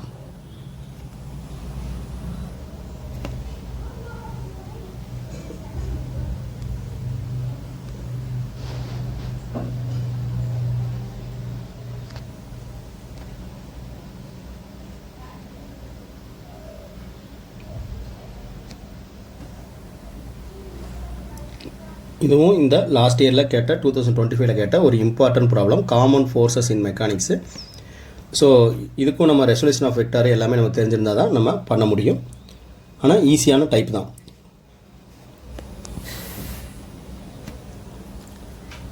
There are two inclined surfaces equal of length L and same angle inclination 45 degree கொடுத்துட்டாங்க.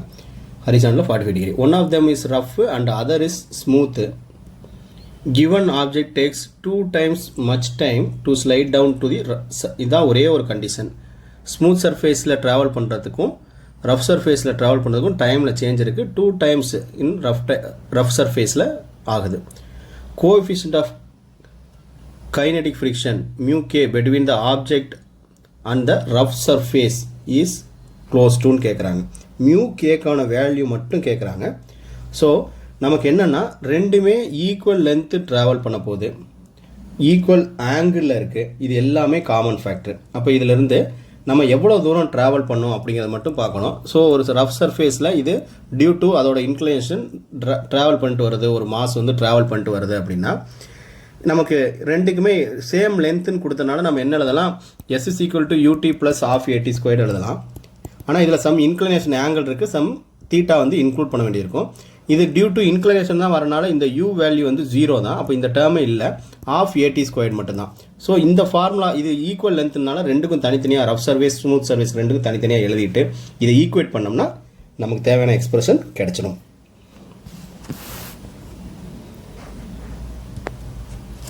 ஸோ எப்படி பண்ணலாம்,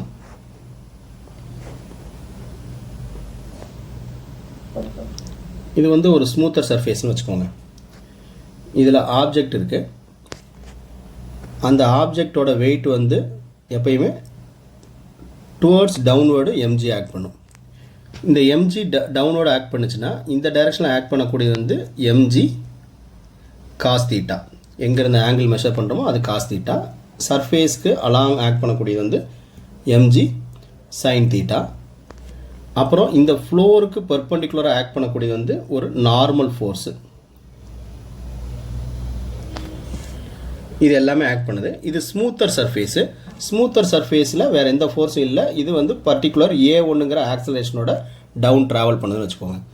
இதுவே நான் ரஃப் சர்ஃபேஸ்க்கு இதை ட்ரா பண்ணால் அடிஷ்னலாக ஒன்று இருக்கும். என்ன இருக்கும், இங்கே அதே மாதிரி தான் mg ஆக்ட் பண்ணும். ஸோ அதுக்கான ஹரிசாண்டல் காம்பவுண்ட் எடுத்துட்டோம்னா அது mg cos theta against the normal act பண்ணும். ஃப்ளோரோட டைரக்ஷனில் mg sin தீட்டா ஆக்ட் பண்ணும். இந்த ஆப்ஜெக்ட்டு சம் அதர் ஆக்சலேஷன் A2ஓட கீழே இறங்கிட்டு வரும் ஃபார் த சேம் லென்த்து. ஆனால் இங்கே அதோட ட்ராவல்கான ஆப்போசிட் டைரக்ஷனில், மோஷனுக்கான ஆப்போசிட் டைரக்ஷனில் அடிஷ்னலாக ஒரு கைனட்டிக் ஃப்ரிக்ஷன் இருக்கும். ஃப்ரிக்ஷனல் ஃபோர்ஸும் ஒன்று டெவலப் ஆகிருக்கும். அந்த ஃப்ரிக்ஷனல் ஃபோர்ஸ் எவ்வளோ இருக்கும் அப்படின்னா mu times of n or else mu mg. இது என்ன டைரக்ஷனில் இருக்குது, என்னோட காம்போனண்ட்டை நம்ம பிரிக்கிறோம். அப்போ mg காஸ் தீட்டா, என்னுக்கான காஸ் ஃபேக்டர் இந்த டைரக்ஷனில் ஆக்ட் பண்ணுது. அப்போ fk வந்து μg cos theta horizontal component.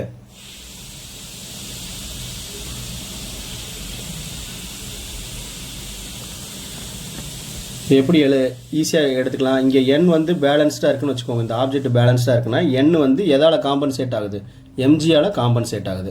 ஏன்னா வெர்டிக்கல் டைரெக்ஷனில் மோஷனே இல்லை. அப்போ வெர்டிக்கல் டைரெக்ஷனில் மோஷன் வந்து பேலன்ஸ் ஆகிருக்குன்னு அர்த்தம். அப்போ n வந்து எதுக்கு ஈக்குவலாக இருக்குது, mg காஸ் தீட்டாக்கு ஈக்குவலாக இருக்குது. ஓகே, அப்போ என்னுக்கு பதிலாக mg காஸ் தீட்டா நம்ம சப்ஸ்டிட் பண்ணிக்கலாம். இப்போ நமக்கு ஆக்சலரேஷன் பார்க்கணும், ரெண்டுலேயுமே ஆக்சலரேஷன் பார்க்கணும். இங்கே வந்து ஃபஸ்ட்டு ஆப்ஜெக்டை பொறுத்தளவில்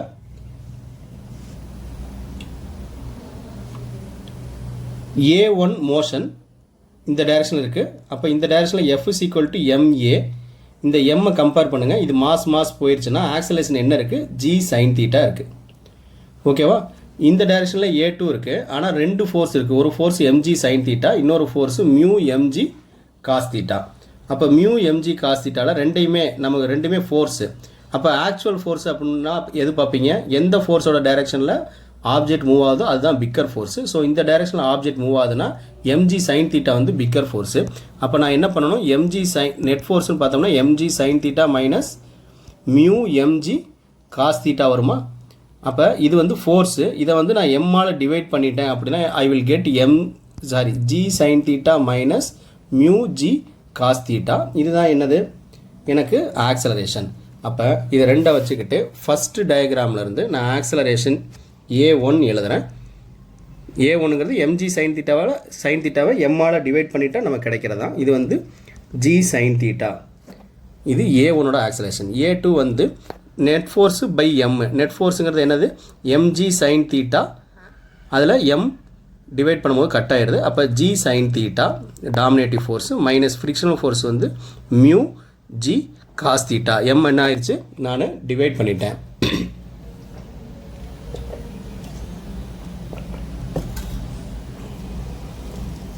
இது போக ப்ராப்ளத்தில் என்ன கொடுத்துருக்காங்க, டைம் 1 ஃபார் டைம் வந்து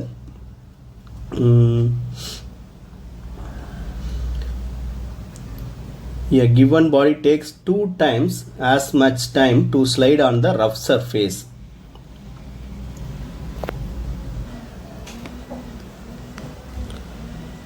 ரஃப் சர்ஃபேஸ்னு நினைக்கிறேன், டிஆர்னு நினைக்கிறேன். ரஃப் சர்ஃபேஸ் வந்து 2 times ஆஃப் ஸ்மூத்தர் சர்ஃபேஸில் எடுத்த டைமோட எடுக்குது. இந்த 2 கண்டிஷன் கொடுத்துருக்காங்க.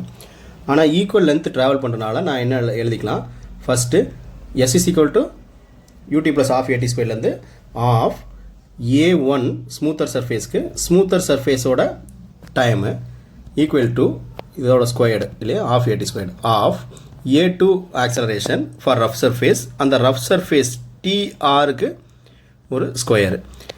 அப்போ இதில் நான் ஆஃப் கட் பண்ணிக்கலாம். ஏக்கான வேல்யூ சப்ஸ்டிட் பண்ணுறேன். ஜி சைன் தீட்டா, நெக்ஸ்ட்டு வந்து T1 ஸ்கொயரு ஈக்குவல் டு இது வந்து G sine theta minus mu G cos theta into D R. நான் என்ன பண்ணலாம், 2 times ஆஃப் ஸ்மூத்தர் சர்ஃபேஸோட போடலாமா, 2 times ஆஃப் அதாவது 2 ஸ்கொயரு டிஎஸ் ஸ்கொயரு இல்லையா. அப்போ டிஎஸ் ஸ்கொயர் வந்து இதுதான் T1ங்கிறது தான் டிஎஸ். டிஎஸ் ஸ்கொயர் வந்து நான் 2 பக்கமும் கேன்சல் பண்ணிக்கலாம்.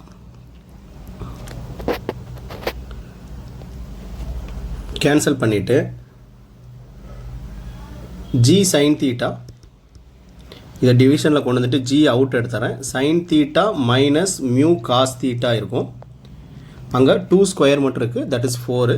ஜி கட் பண்ணிக்கலாம். ஸோ இப்போ வேல்யூ எல்லாமே சப்ஸ்டிட் பண்ணலாம். தீட்டா வந்து 45 டிகிரின்னு கொடுத்துருக்காங்க. அப்போ சைன் 45 டிகிரி வந்து 1/√2 இருக்குது. டினாமினேட்டரில் சைன் 45 1/√2 மைனஸ் மியூ காசுக்கு அகைன் 1/√2 ஈக்குவல் டு 4ன்னு இருக்குது. ஸோ இதில் காமனாக டினாமினேட்டரில் ஒரு 1/√2 நான் அவுட் எடுக்கிறேன்னு வைங்க. 1/√2 அவுட் எடுத்துட்டுனா எனக்கு என்ன வரும், 1/√2 அவுட் எடுத்துட்டால் 1 மைனஸ் மியூ மட்டும் இருக்கும். அப்போ 1/√2 நான் கட் பண்ணிக்கலாம். 1 மைனஸ் மியூ இருக்குது. இதிலேருந்து 4 × 1 மைனஸ் மியூ போட்டால் எனக்கு 1 வருது. So that mu equal to அப்படின்னா இது வந்து 1/4 மைனஸ் 1 ப்ளஸ்ஸு. அப்போ 1 மைனஸ் 1/4ன்னு வந்துடும். That is 3/4. அப்போ மியூவோட வேல்யூ வந்து 0.75. இந்த சிம்பிளிஃபிகேஷன் நீங்கள் ஒரு தடவை செஞ்சு பாருங்கள். So answer 4th option match ஆகுது. நம்ம என்ன பண்ணியிருக்கோம், 2 சர்ஃபேஸ்க்கும் அவங்க கொடுத்தது வந்து லென்த்து ட்ராவல் ஆகக்கூடிய லென்த் ஈக்குவல் கொடுத்துட்டாங்க. ஆங்கிள் தீட்டா வந்து ஈக்குவல், இதுவும் தீட்டா கொடுத்துட்டாங்க. 2 ஆங்கிள் 45 டிகிரி தான் கொடுத்துருக்காங்க. அப்போ நமக்கு வந்து ரெண்டாவது ரஃப் சர்ஃபேஸில் அடிஷ்னலாக ஒரே ஒரு அப்போசிங் ஃபோர்ஸு ஃப்ரிக்ஷனல் ஃபோர்ஸ் இருக்குது. அதை மட்டும் சப்ட்ராக்ட் பண்ணி அதோட ஆக்சலரேஷன் எழுதியிருக்கோம். இல்லைனா இதே ஆக்சலரேஷன் தான். அப்போ ரெண்டையுமே ஈக்குவேட் பண்ணுறோம். ஒரே ஒரு ஃபேக்ட் வந்து ரஃப் சர்ஃபேஸில் அதை எடுத்துக்கூடிய டைம் வந்து ஸ்மூத்தர் சர்ஃபேஸில் இருக்கிறத விட 2 times டைம் எடுத்துக்குது. அதை ஈக்குவேட் பண்ணிவிட்டு மீதி எல்லாமே கால்குலேஷன் ஸ்டெப்ஸ் தான். கால்குலேஷன் மட்டும் நீங்கள் இன்னொரு தடவை பொறுமையாக செஞ்சு பார்த்துக்கோங்க.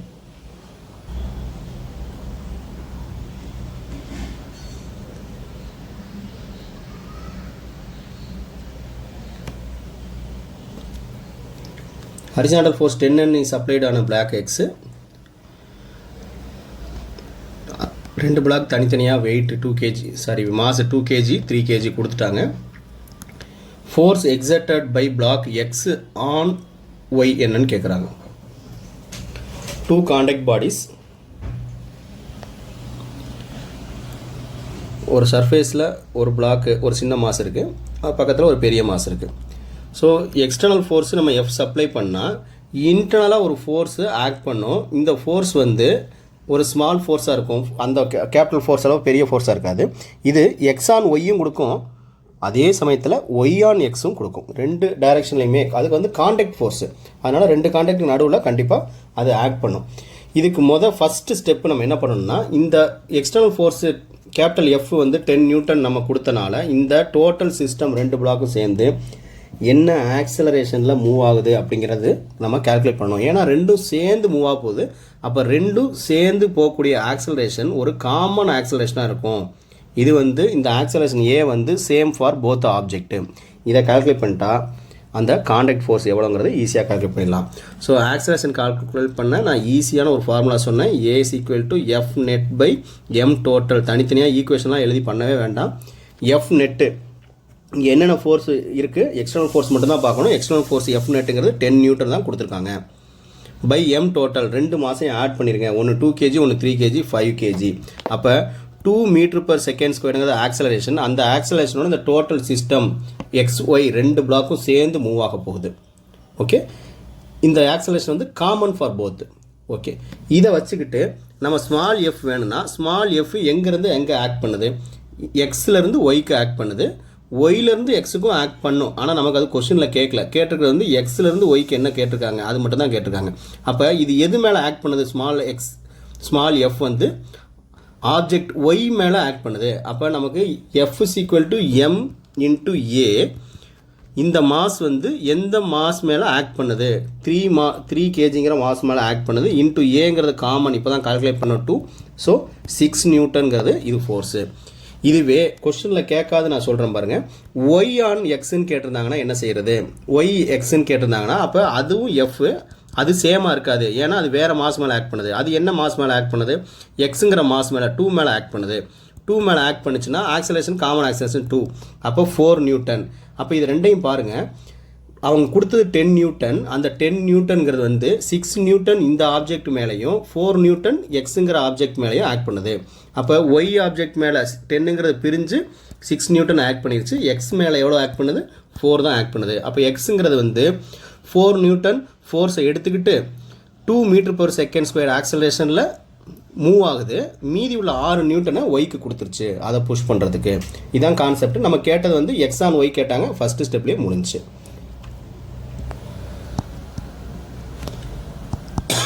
ஆன்சர் ஆப்ஷன்ஸில் கொடுத்ததில் பி மேட்ச் ஆகுது.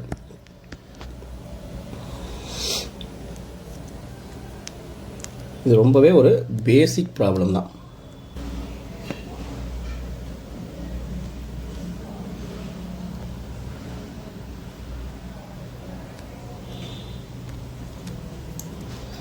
Calculate the maximum acceleration of a moving car so that the body lying on the floor of the car remains stationary.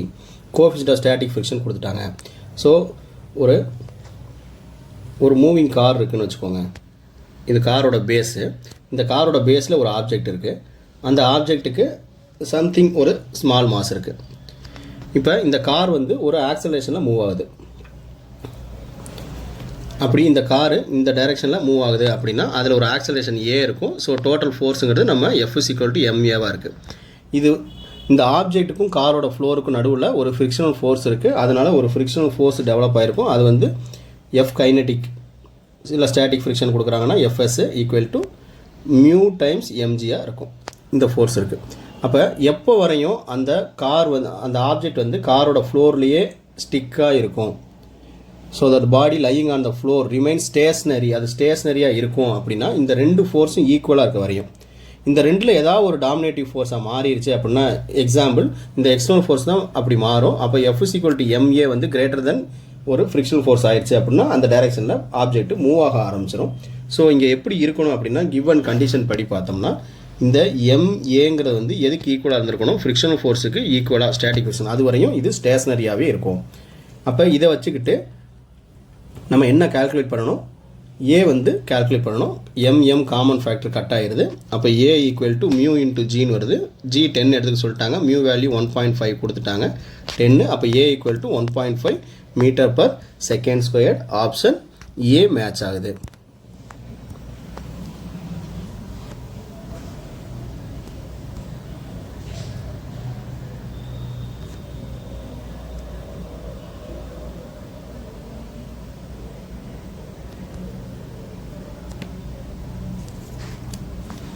Conveyor belt is moving constant speed 2 metre per second. ஒரு பாக்ஸை வந்து drop பண்ணுறோம், ஒரு conveyor belt மேலே ஒரு பாக்ஸை drop பண்ணிட்டோம். அப்போ ட்ராப் பண்ணோம்னா என்ன ஆகும், இனிஷியலாக விழுந்த உடனே அந்த பெல்ட் கூட சேர்ந்து அந்த பாக்ஸ் கொஞ்சம் தூரம் மூவ் ஆகிட்டு அங்கே ஃப்ரிக்ஷனல் ஃபோர்ஸ் இருக்குது, அதனால் அது நின்றுச்சு. எவ்வளோ தூரம் என்ன டிஸ்டன்ஸ் அது மூவ் ஆகும்னு கேட்குறாங்க. பாருங்கள், ஒரு கன்வேயர் பெல்ட்டு, அந்த பெல்ட் வந்து 2 மீட்டர் per செகண்டுங்கிற வெலாசிட்டியில் மூவ் ஆகிட்டு இருக்குது. ஒரு பாக்ஸை வந்து ட்ராப் பண்ணுறோம், ட்ராப் பண்ண உடனே அந்த பாக்ஸ் என்ன ஆகும், டியூ டு இட்ஸ் இந்த மூவிங் இனர்ஷியனால் கொஞ்சம் தூரம் மூவ் ஆகிட்டு ஒரு பர்டிகுலர் பிளேஸில் அது ஸ்டாப் ஆகிடுது டியூ டு ஃப்ரிக்ஷனல் ஃபோர்ஸு. இந்த ஃப்ரிக்ஷனல் ஃபோர்ஸ் எவ்வளோ இருந்திருக்கு அப்படின்னா கோஎஃபிஷியன்ட் மட்டும் கொடுத்துருக்காங்க 0.5. 0.5ங்கிறது coefficient of friction.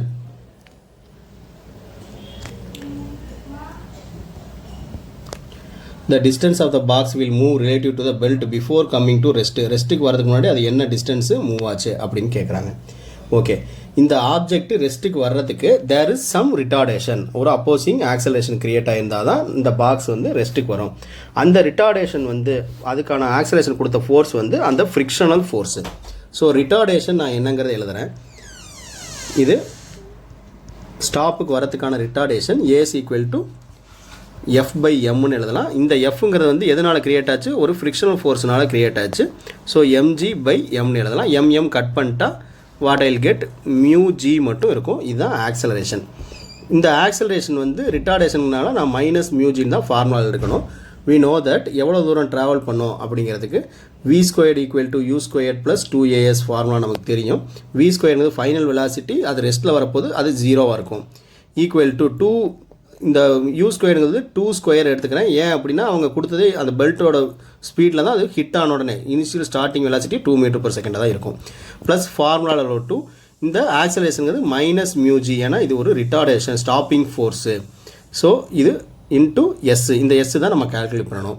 So எஸ்ஸுக்கு rearrange பண்ணோம்னா 2² வந்து 4 ஆயிடுது பை 2 இன்ட்டு மியூவான வேல்யூ 0.5, இது 10 எடுத்துக்க சொல்லி ப்ராப்ளத்திலே கொடுத்துருக்காங்க. ஸோ இது 5 10, அப்போ எஸ் வந்து 0.4 மீட்டர். ஆப்ஷன்ஸ் கொடுத்ததில் டி ஆப்ஷன் வந்து மேட்ச் ஆகுது.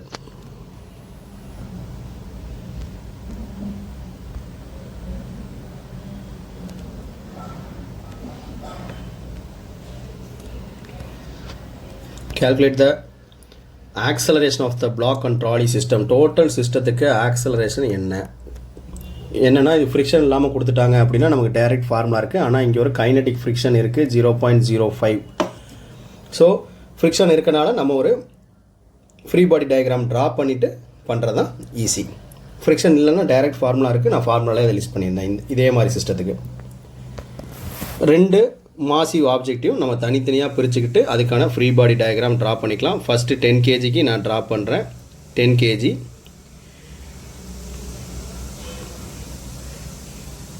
ட்ராலிக்கும் சர்ஃபேஸுக்கு மட்டும்தான் இந்த இடத்துல இது இருக்குது, ஃப்ரிக்ஷன் இருக்குது. புள்ளியில் ஃப்ரிக்ஷன் எதுவும் கொடுக்கல. அப்போ 2 kgங்கிற பிளாக்கில் வந்து தெர் இஸ் நோ ஃப்ரிக்ஷன். அப்போ இது 10 kg பிளாக் இருக்குது அப்படின்னா இந்த 10 kg பிளாக்கில் ஃப்ரிக்ஷன் இருக்கிறனால கண்டிப்பாக இதோட மூவ்மெண்ட்டுக்கு ஆப்போசிட் டைரெக்ஷனில் ஒரு small kinetic frictional force FK generate ஆகிருக்கும். அந்த F எவ்வளோ இருக்கும் அப்படிங்கிறத சொல்கிறேன். இந்த டைரெக்ஷனில் தான் அது பிடிச்சி இழுக்கிறனால தேர் இஸ் சம் டென்ஷன். அப்போ 2 kg மாஸ் உள்ள டைரெக்ஷனில் தான் இது மூவ் ஆக போகுது. இந்த டைரெக்ஷனில் தான் சம் ஆக்சலரேஷன் இருக்கும். இந்த ஆக்சலரேஷன் வந்து common acceleration for both the massive object. 2 kg என்ன ஆக்சலரேஷனில் கீழே போதோ அதே மாதிரி தான் ஹரிசாண்டலாக 10 kg மூவ் ஆகும். இப்போ 2 kg ஆப்ஜெக்ட்டுக்கு வரைஞ்சோம் அப்படின்னா 2 kg இருக்குது. இந்த 2 kgக்கு downward due to its own weight 2gங்கிற ஒரு வெயிட்டு அந்த ஃபோர்ஸை ஆக்ட் பண்ணும். இந்த ஆப்ஜெக்ட் அதே ஆக்சலரேஷனில் டுவர்ட்ஸ் டவுன் ஆக்ட் பண்ணுது. இந்த ஸ்ட்ரிங்கில் ஒரு டென்ஷன் கிரியேட் ஆகிருக்கும் டியூ டு இட்ஸ் வெயிட்டு. அந்த டென்ஷன் வந்து 10 kgயில் ஆக்ட் பண்ணக்கூடிய அவுட்வேர்டு டென்ஷனுக்கு ஈக்குவல். இங்கேயும் டென்ஷன் வந்து outward from the 2 kg block. இவ்வளோ தான் ஃப்ரீ பாடி டயக்ராம்.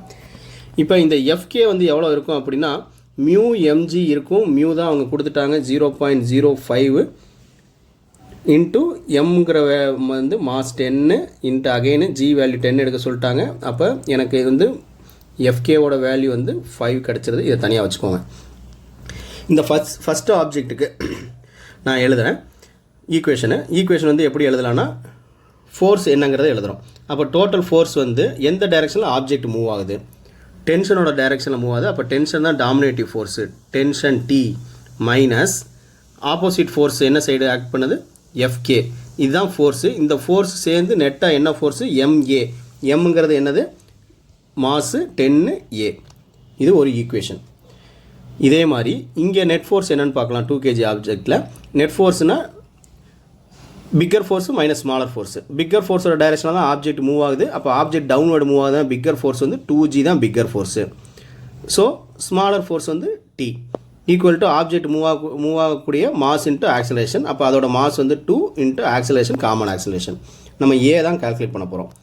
இப்போ இந்த ஈக்குவேஷனில் T மைனஸ் இந்த ஃப்ரிக்ஷனல் ஃபோர்ஸ் கைனடிக் ஃப்ரிக்ஷனுக்கான வேல்யூ நம்ம கால்குலேட் பண்ணி வச்சுருக்கோம் 5. அதை சப்ஸ்டிட் பண்ணிக்கிறேன் 10A. So let this be. இங்கே வந்து 2 டைம்ஸு G வேல்யூ சப்ஸ்டிட் பண்ணிக்கோங்க. 10 minus T equal to 2A. Or else இதை நான் என்ன எழுதலாம்? T minus T plus 20 equal to 2A எழுதலாமா? Let this be equation 1. Let this be equation 2. Equation 1 plus 2 பண்ணோம்னா நமக்கு என்ன கிடைச்சிரும்? T minus 5 equal to 10A minus T plus 20 equal to 2A. So T cut ஆயிருது. 15 equal to 12A. A equal to 15 by 12. 3 cut பண்ணால் 5/4. That is 1.25 metre per second squared. Option A match ஆகுது. Free body diagram மட்டும் வரைஞ்சிட்டோம்னா இந்த ப்ராப்ளமும் solve பண்ணுறது ரொம்பவே easy தான்.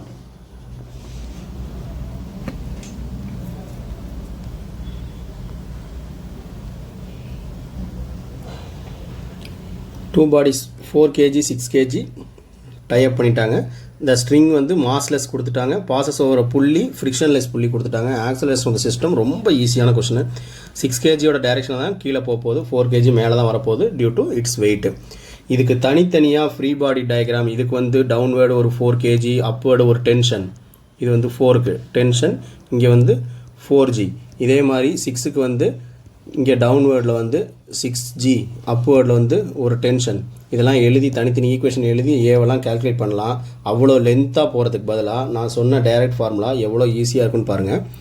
Ace equal to F net by M total. Frictionless கொடுத்துட்டாங்க, ஸ்ட்ரிங் வந்து மாஸ்லெஸ் கொடுத்துட்டாங்க. அப்போ எஃப் நெட்டு இதில் டவுன்வேர்டில் ஒரே ஃபோர்ஸ் தான், அது 6G. அப்வேர்டில் ஒரே ஃபோர்ஸ் தான், அது 4G. ஓகே, அப்போ நெட் ஃபோர்ஸ் என்னவாயிருது? டென்ஷனுங்கிறது ஒரு இன்டர்னல் ஃபோர்ஸ். அதெல்லாம் நெட் ஃபோர்ஸில் சேர்க்கக்கூடாது. எக்ஸ்டர்னல் ஃபோர்ஸ் மட்டும் தான் சேர்க்கணும். டென்ஷன் பற்றிலாம் இந்த இடத்துல யோசிக்க வேண்டியதில்லை. தனியாக டென்ஷன் கால்குலேட் பண்ண சொன்னால் தான் அது நம்ம ஃப்ரீ பாடி டயக்ராம் வரைஞ்சி அதை பற்றி யோசிச்சுட்டு இருக்கணும். நெட் ஃபோர்ஸில் அது வராது. அப்போ நெட்டுங்கிறது வந்து 6 - 4 2 வந்துருச்சு. எம் டோட்டல் ரெண்டையும் ஆட் பண்ணுங்கள். 10 1/A equal to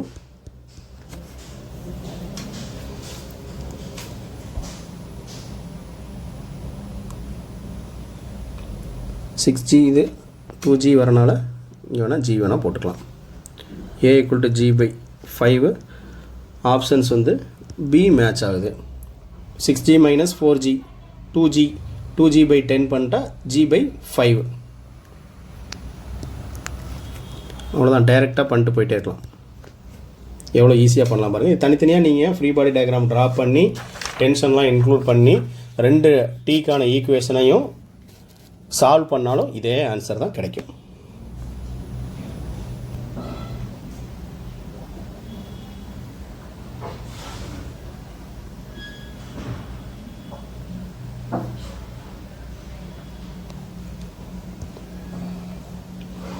A body of mass m kept on a rough horizontal surface. அதில் கோஎஃபிஷியன்ட் ஆஃப் ஃப்ரிக்ஷன் மியூ இருக்குது. Horizontal force is applied on the body but it does not move. ஒரு force கொடுத்து அது move ஆகலை. The resultant of normal reaction and the frictional force. Normal reaction நாளையும் frictional force நாளையும் acting on the object given as F. So normal forceக்கும் பாருங்கள், normal ரியாக்ஷனுக்கும் frictional ஃபோர்ஸுக்கான resultant வந்து எஃப்ஆ add பண்ணுதுன்னு கொடுத்துட்டாங்க. ஸோ இந்த பாயிண்ட் வச்சு தான் நம்ம பண்ணணும். எப்படி பண்ணலாம்? ஒரு சர்ஃபேஸு அது ரஃப்பாக இருக்குது அப்படின்னாலே அங்கே ஃப்ரிக்ஷன் இருக்குது. ஃப்ரிக்ஷன் வந்து மியூ கொடுத்துட்டாங்க. அது மேலே ஒரு மாஸ் வந்து M is kept. M mass வச்சிட்டோம் அப்படின்னா மாஸ் வச்சோடனே இங்கே 2 ஃபோர்ஸ் டெவலப் ஆயிரும். தட் இஸ் ஒன்று வந்து due to its own weight M G. அதுக்கு அப்வர்டாக ஒரு நார்மல் ஃபோர்ஸை ஆக்ட் பண்ணிடும். எல்லாமே இங்கே வெக்டார் தான். ஸோ ரஃப் சர்ஃபேஸ்ன்னு கொடுத்தனால இதில் இதை மூவ் பண்ணுறதுக்கு ஒரு ஃபோர்ஸ் கொடுக்குறோம். ஆனால் அந்த ஆப்ஜெக்ட் மூவ் ஆகலை due to its frictional force, that is F frictional force. Okay, இப்போ அவங்க என்ன சொல்லியிருக்காங்க அப்படின்னா, the resultant of normal reaction and frictional force. இப்படி ஒரு வெக்டார் இருக்குது நார்மல் ரியாக்ஷன்னு, இந்த மாதிரி ஒரு வெக்டார் இருக்குது எஃப். இந்த ரெண்டும் சேர்ந்து அது இந்த எஃப்க்கு ஈக்குவலாக பிஹேவ் பண்ணுது. அப்படி இருந்துச்சு அப்படின்னா எவ்வளோ தூரம் எவ்வளோ நேரம் வந்து அந்த எஃப் வந்து மூவ் ஆகாமல் இருக்கணும். ஒருவேளை இந்த எஃப்ங்கிற ஃபோர்ஸ் வந்து டாமினேட்டிவ் ஃபோர்ஸாக இருந்துச்சு, இப்போ வந்து எஃப் வந்து greater than or equal to இந்த ரெண்டு ஃபோர்ஸோட ரிசல்டண்ட்டுக்கு நார்மல் ஃபோர்ஸு அண்டு ஃப்ரிக்ஷனல் ஃபோர்ஸோட கூட இருந்துச்சுன்னா எஃபோட டைரக்ஷனில் பாடி வந்து ஷுட் ஹவ் மூவ்டு. ஆனால் பாடி இஸ் நாட் மூவிங். அப்படின்னா இந்த எஃப் வந்து என்னவாக இருந்திருக்கு, lesser than or equal to the resultant of இதுவாக இருந்திருக்கு. கொடுத்த கண்டிஷன் படி பார்க்கணுன்னா for the body not to move, நம்ம கொடுத்த ஃபோர்ஸ் எக்ஸ்டர்னல் ஃபோர்ஸ் வந்து எப்படி இருந்திருக்கணும்னா less than or equal to resultant of n vector plus F vector. இது வெக்டாரோட அடிஷன், ரிசல்டன்ட்டோட அடிஷன், இதோட ரிசல்டன்ட்னு போட்டுக்கிறேன், அப்படின்னா தான் அது மீனிங்ஃபுல்லாக இருக்கும். ஸோ ரெண்டு வெக்டாருக்கு ஏ ப்ளஸ் பி அந்த வெக்டாருக்கு ரிசல்டன்ட் எடுக்கணும்னா எப்படி எழுதுவோம், R is equal to square root of A square plus B ஸ்கொயர்னு போடுவோம். பெர்பெண்டிகுலராக இருந்துச்சுன்னா இங்கே நார்மல் வெக்டாரும் ஃப்ரிக்ஷனல் ஃபோர்ஸும் பெர்பெண்டிகுலராக தான் இருக்குது. அப்போ அந்த ரிசல்டன்ட் வந்து எப்படி இருக்கும் அப்படின்னா F vector lesser than or equal to square root of ரெண்டு வெக்டாரோட ஸ்கொயரு, அப்போ N vector square plus F vector square less than or equal to square root of என்னங்கிறது எதை பேலன்ஸ் பண்ணுது, டவுன்வேர்டு இருக்கக்கூடிய எம்ஜியை பேலன்ஸ் பண்ணுது, இதோட ஸ்கொயரு. எஃப்ங்கிறது வந்து என்னது, mu N, that is mu எம்ஜியோட ஹோல் ஸ்கொயரு. சரியா, ரெண்டில் இருந்தும் எம்ஜி வந்து ஸ்கொயரை நான் வெளியே அவுட் எடுத்துறேன்னு வச்சுக்கோங்க. எம்ஜி அவுட் எடுத்துட்டா எனக்கு ஸ்கொயர் ரூட் ஆஃப் ஃபஸ்ட் டேர்மில் 1 மட்டும் இருக்கும், செகண்ட் டேர்மில் மியூ ஸ்கொயர் மட்டும் இருக்கும். இதுதான் எஃப். ஸோ இது எந்த ஆப்ஷனுக்கு மேட்ச் ஆகுது, ஆப்ஷன் சிக்கு மேட்ச் ஆகுது. ஒரு ஃபார்முலா எக்ஸ்பிரஷன் அரைவ் பண்ணுற மாதிரி தான் இந்த கொஷின் இருக்குது. அவங்க கொடுத்த கண்டிஷன் வச்சு ரிசல்டன்ட் எழுதியிருக்கோம். பேசிக்காக ரெசல்யூஷன் ஆஃப் வெக்டாரில் ஏபிக்கு எப்படி ரிசல்டன்ட் எழுதுவோம் அதை அப்படியே எழுதியிருக்கோம், வேல்யூஸ் மட்டும் சப்ஸ்டிட்யூட் பண்ணியிருக்கோம், அவ்வளோதான். Option C correct.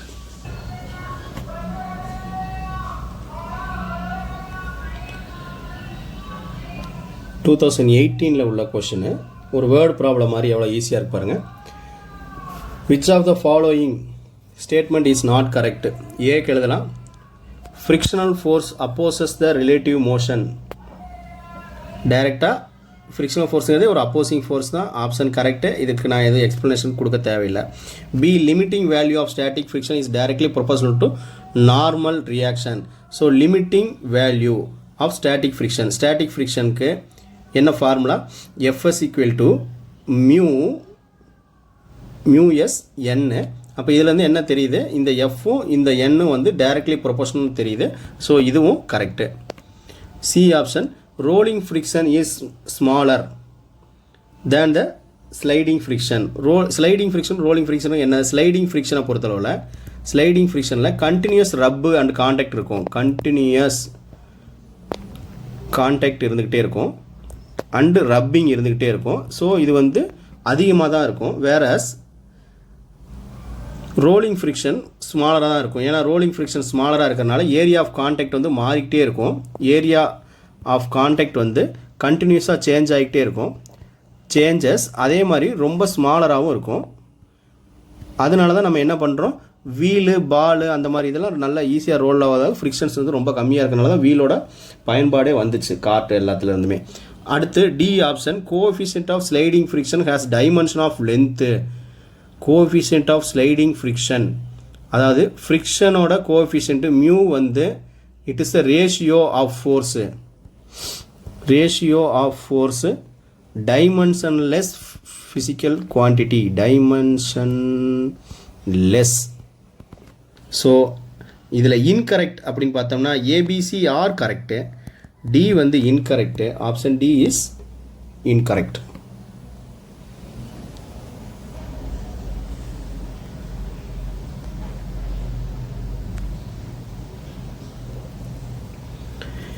Circular motion வந்துட்டோம். Bob is whirled in a horizontal circle by means of string at an initial speed 10 rpm கொடுத்திருக்காங்க. rpm கொடுத்தனால இது வந்து omega angular speed. The tension in the string is quadrupled. அப்படின்னா டபுள்னா 2, ட்ரிபிள்னா 3, quadrupled 4 times increase ஆயிருக்குன்னு அர்த்தம். 4 times increase ஆயிருக்கு. keeping the radius constant இருக்கு. அப்படின்னா நியூ ஸ்பீடுனா வெலாசிட்டி கேட்கல, திரும்பவும் அந்த ஆங்குலர் ஸ்பீடு ஒமேகா தான் கேட்குறாங்க. ஸோ இது எப்படி செய்யலாம்? ஒரு சர்க்கிள் பாத்தில் let this be டென்ஷன் வந்து இன்வேர்டு தான் இருக்கும். இந்த சர்க்கிள் இந்த டைரக்ஷனில் ரொட்டேட் ஆகுது அப்படின்னா இதில் வந்து சம் ஆங்குலர் ஸ்பீடு இருக்குது, அதுதான் ஒமேகா 1 10 rpm கொடுத்துருக்காங்க, ரொட்டேஷன்ஸ் பெர் மினிட். இப்போ அதில் என்ன பண்ணுறாங்க, அதே ரேடியஸ் வச்சுக்கிட்டு இந்த டென்ஷனை மட்டும் 4 times இன்க்ரீஸ் பண்ணிட்டாங்க. குவாட்ரபோல்ட்டுங்கிறது 4 times இன்க்ரீஸ் பண்ணிட்டாங்க, அதே டைரக்ஷன் ரொட்டேட் ஆகுது. இப்போ இங்கே இருக்கக்கூடிய ஆங்குலர் ஸ்பீடு ஒமேகா 2 என்னன்னு கேட்குறாங்க. ஸோ இதை நம்ம கேல்குலேட் பண்ணுறதுக்கு இந்த டென்ஷனுங்கிறது ஃபஸ்ட்டு என்னன்னு தெரியணும். இதை சர்க்குலர் பாத்தில் வச்சுக்க நமக்கு இருக்கக்கூடிய ஒரே ஃபோர்ஸு சென்ட்ரிபெட்டல் ஃபோர்ஸு. அந்த சென்ட்ரிபெட்டல் ஃபோர்ஸ் தான் இங்கே டென்ஷனை கொடுக்குது. சென்ட்ரிபெட்டல் ஃபோர்ஸ் தான் ஆல்வேஸ் டுவர்ட்ஸ் த சென்டர். அப்போ இங்கே டென்ஷனுங்கிறது நத்திங் பட் ஃபஸ்ட்டு உள்ளதுக்கு டென்ஷன் வந்து T equal to centripetal force mr omega 1 square.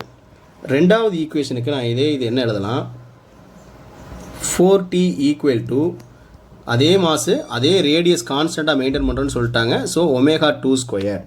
அப்போ let this be equation 1, this be equation 2/1 பண்ணிக்கோங்க, நமக்கு ஈஸியாக இருக்கும். அப்போ mr omega 2 square by mr omega 1 square equal to 4t/t பண்ணோம்னா டி கட் பண்ணிடலாம், 4 வந்துடுது, mr கட் பண்ணிடலாம். அப்போ omega 2 square equal to 4 omega 1 square root எடுக்கிறோம் அப்படின்னா omega 2 equal to 2 omega 1 equal to 2 into omega 1 10 rpm, omega 2 equal to 20 rpm. இதுதான் answer. Option A வந்து match ஆகுது.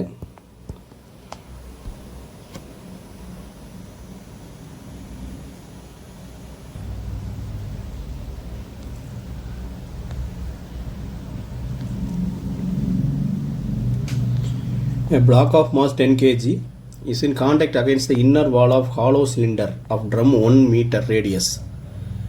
The coefficient of friction between the block and the inner wall வந்து 0.1. The minimum angular velocity required for the system to keep the block stationary when the cylinder is vertical and rotating about its axis. அப்போ minimum angular speed என்ன ஸ்பீடில் rotate பண்ணால் அது அந்த பிளாக்லேயே ஓட்டியிருக்கோம் அப்படிங்கிறாங்க. இந்த சர்க்கஸ்லாம் இந்த மரண கிணறில் பைக் வேகமாக ஓட்டுற மாதிரி அந்த டைப் தான் என்ன மினிமம் ஆங்குலர் வெலாசிட்டி அவங்க வச்சுருக்கணும்னு கேட்குறாங்க. ஸோ கொடுத்துருக்கிறத நம்ம ஒரு டயக்ராமாக டிபிக் பண்ணோம்னா ஒரு சிலிண்ட்ரிக்கல் சர்ஃபேஸு, இதோட வாலில் ஒரு மாஸ் இருக்குது, அந்த மாஸ் வந்து 10 kg இருந்துட்டாலே இந்த மாஸ்னால் டுவர்ட்ஸு ஒரு வெயிட் ஆக்ட் பண்ணும் டவுன்வேர்டு, இது வந்து அதோட வெயிட்டு mg. ஓகே, சர்ஃபேஸ்க்கு பெர்பெண்டிகுலராக எப்பயுமே ஒரு நார்மல் ஃபோர்ஸு ஆக்ட் பண்ணும். இதோட சர்ஃபேஸில் உள்ள கோஎஃபிஷியன்ட் ஆஃப் ஃப்ரிக்ஷன் 0.1 கொடுத்துட்டாங்க, இதோட ரேடியஸு 1 மீட்டர் கொடுத்துருக்காங்க. ஸோ இது ரொட்டேட் ஆகக்கூடிய ஆங்குலர் வெலாசிட்டி ஒமேகா என்னன்னு கேட்குறாங்க. அப்போ இங்கே வந்து ஃப்ரிக்ஷனல் ஃபோர்ஸு தான் இதோட எதனால் இந்த ஆப்ஜெக்ட் வந்து ரொட்டேட் ஆகாட்டி என்ன ஆகும், ஒரு பர்டிகுலர் ஸ்பீடில் ரொட்டேட் ஆகாட்டி என்ன ஆகும், டவுன்வேர்டு கீழே விழுந்துடும். டவுன்வேர்டு கீழே விழுகுதுன்னா எதனால் விழுக போகுது, எம்ஜியால் விழுக போகுது. அப்போ எம்ஜியால் விழுகாமல் எது ஹோல்ட் பண்ண போகுது, அதோட ஃப்ரிக்ஷனல் ஃபோர்ஸு ஹோல்ட் பண்ண போகுது. அப்போ ஃப்ரிக்ஷனல் ஃபோர்ஸ் தான் இதை ஹோல்ட் பண்ணணும், ஃப்ரிக்ஷனல் ஃபோர்ஸ் தான் அதோட வாலோட இதை டைட்டாக ஒட்டி வச்சுருக்கணும். அப்போ ஃப்ரிக்ஷனல் ஃபோர்ஸ் வந்து இந்த எம்ஜியை விட கிரேட்டராக இருக்கணும் இல்லையா. அப்போ F must be greater than or equal to வெயிட்டாக இருக்கணும், அவ்வளோதான். அப்போ இந்த எஃப்ங்கிறது என்னது, mu N R greater than வெயிட்டாக இருக்கணும்.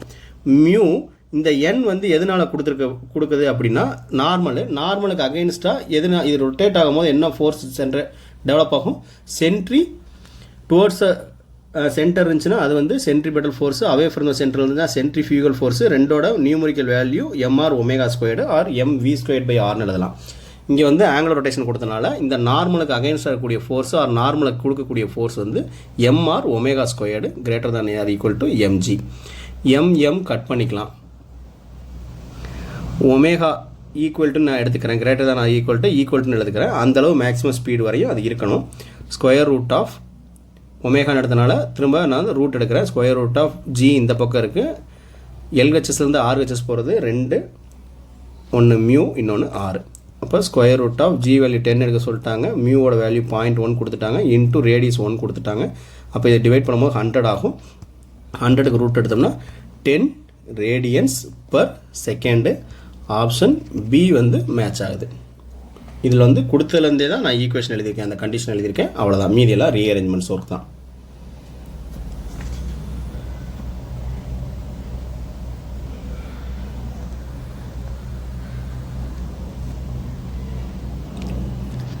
One end of the string length is connected to a particle of mass m, அதில் string இருக்குது, and other end is connected to a small peg on the horizontal table. So இது சுத்த போகுது horizontal table. If the particle moves in a circle with speed v, the net force on the particle directed towards the center net force act பண்ணுறது என்ன அப்படின்னு கேட்குறாங்க.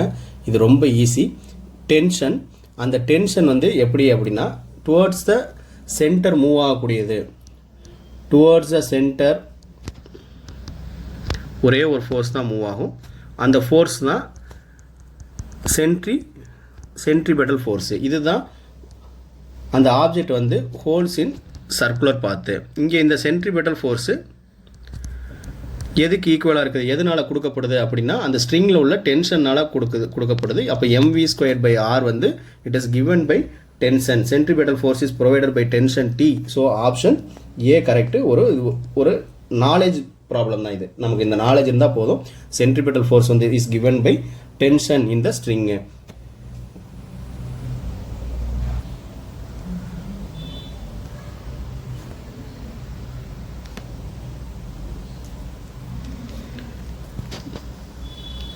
The given figure, acceleration 50 meter per second squared represents the total acceleration of the particle moving in the clockwise direction of radius point to given the instant time.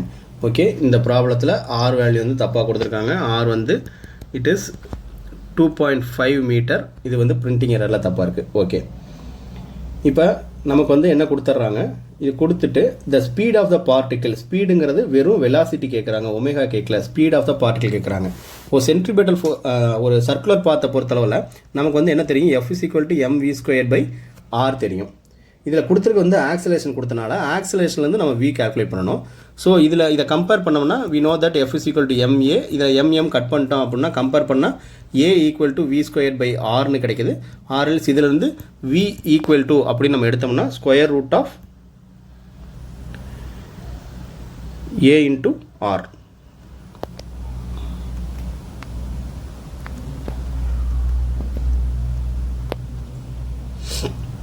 Okay, இதுதான் நம்ம calculate பண்ணணும். இதுக்கு formula இதுதான், இவ்வளோ தான் பேசிக். ஆனால் இங்கே A value வந்து எப்பயுமே சென்ட்ரிபெட்டல் ஃபோர்ஸில் ஆக்சலரேஷன் வந்து டுவர்ட்ஸ் த சென்டர் தான் இருக்கும். இங்கே டுவர்ட்ஸ் சென்டர் கொடுக்காம அதோட காஸ் காம்போனன்ட் கொடுத்துருக்காங்க, தீட்டா கொடுத்துருக்காங்க. சென்டர்லேருந்து மெஷர் பண்ணுறதுனால இந்த காம்போனண்ட்டே என்னது, இவங்க கொடுத்துருக்கூடியது வந்து ஏ காஸ் தீட்டா கொடுத்துருக்காங்க. அப்போ ஏ காஸ் தீட்டான்னு கொடுத்துட்டாங்கன்னா நம்ம ஃபார்முலாலையும் அதுக்கு தகுந்த மாதிரி சேஞ்சஸ் பண்ணிக்கணும். Square root of A cos theta into R. So ஏவோட வேல்யூ வந்து square root of 15 cos theta cos 30 degree √3/2 into 2.5.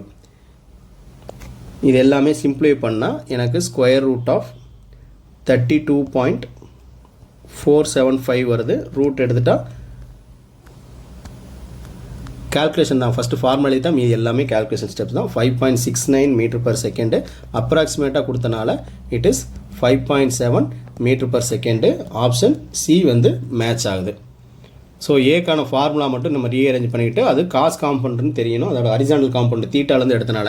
ஏன்னா டுவர்ட்ஸ் சென்டர் இருக்கக்கூடியதான் எப்பயுமே சென்ட்ரிபெட்டல் ஆக்சலரேஷன் வந்து டுவர்ட்ஸ் சென்டர் ஆக்ட் பண்ணும். அதுதான் அந்த ஆப்ஜெக்ட் வந்து சர்க்குலர் பாத்தில் ஹோல்டு பண்ணும். அவே ஃப்ரம் த சென்டருங்கிறது பொசிஷன் வெக்டார்.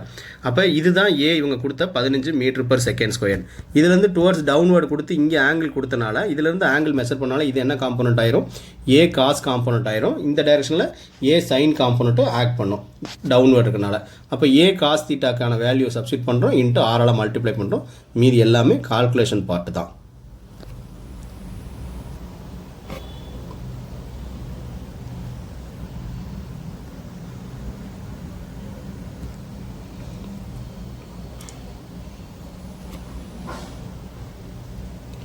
இந்த கொஷினு நான் ஃபார்முலாலே கொடுத்துருந்தேன். Car is negotiating curved road of radius r, bank at theta, the coefficient of friction between the tire and car வந்து μs கொடுத்துட்டாங்க. Maximum safe speed v max கொடுத்துருந்தோம். Bank ரோடில் 3 formula கொடுத்துருக்கேன். அதில் இது one of the direct formula. இதோட derivation வேணுன்னா நான் டெரிவேஷன் பண்ணுறேன் தனித்தனியாக. ஆனால் டெரிவேஷன் பண்ணி நம்ம டைம் வேஸ்ட் பண்ணணும் அவசியம் கிடையாது. டைரெக்டாக அதுக்கு பதிலாக ஃபார்முலாவை எழுதிக்கலாம். அப்படி ஃபார்முலா மட்டும் தெரிஞ்சவங்க இந்த ஆப்ஷன் டிக் பண்ணிட்டு போயிருங்க. Answer D. இல்லை எனக்கு டெரிவேஷன் வேணும் அப்படின்னா அது இப்போ எப்படி பண்ணுறேன்னு பார்த்தலாம்.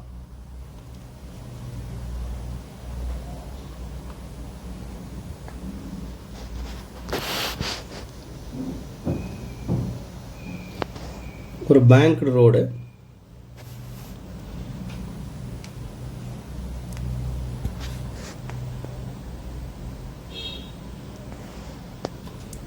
சம் ஆங்கிள் தீட்டாவோட இருக்குன்னு வச்சுக்கோங்க. இந்த இடத்துல அந்த கார் ஆர் சமதர எனி வெஹிக்கிள் என்ன இருக்கோ அது இருக்கட்டும். அதோட டைரக்ட் டவுன்வேர்டில் வந்து எம்ஜி ஆக்ட் பண்ணும்.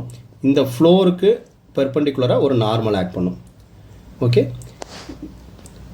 அப்போ நார்மல் அங்கே ஆக்ட் பண்ணிச்சு அப்படின்னா நார்மலோட 2 வெக்டாரை நம்ம பிரித்தோம்னா இங்கே வந்து என் காஸ் தீட்டா ஆக்ட் பண்ணும்.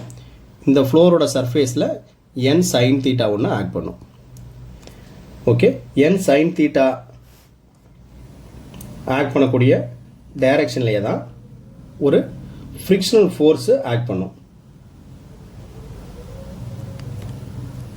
இது வந்து ஒரு ஃப்ரிக்ஷனல் ஃபோர்ஸ்னு வச்சுக்கோங்க. எஃப்னா கொஞ்சம் பெருசாக வரதெல்லாம்.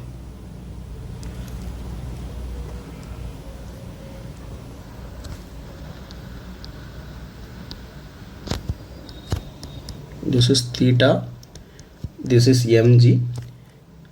mg போக இந்த டைரக்ஷனில் ஒரு ஃப்ரிக்ஷனல் ஃபோர்ஸோட சைன் காம்பனண்ட்டு இந்த லைனில் ஆக்ட் பண்ணும், எஃப் சைன் தீட்டா.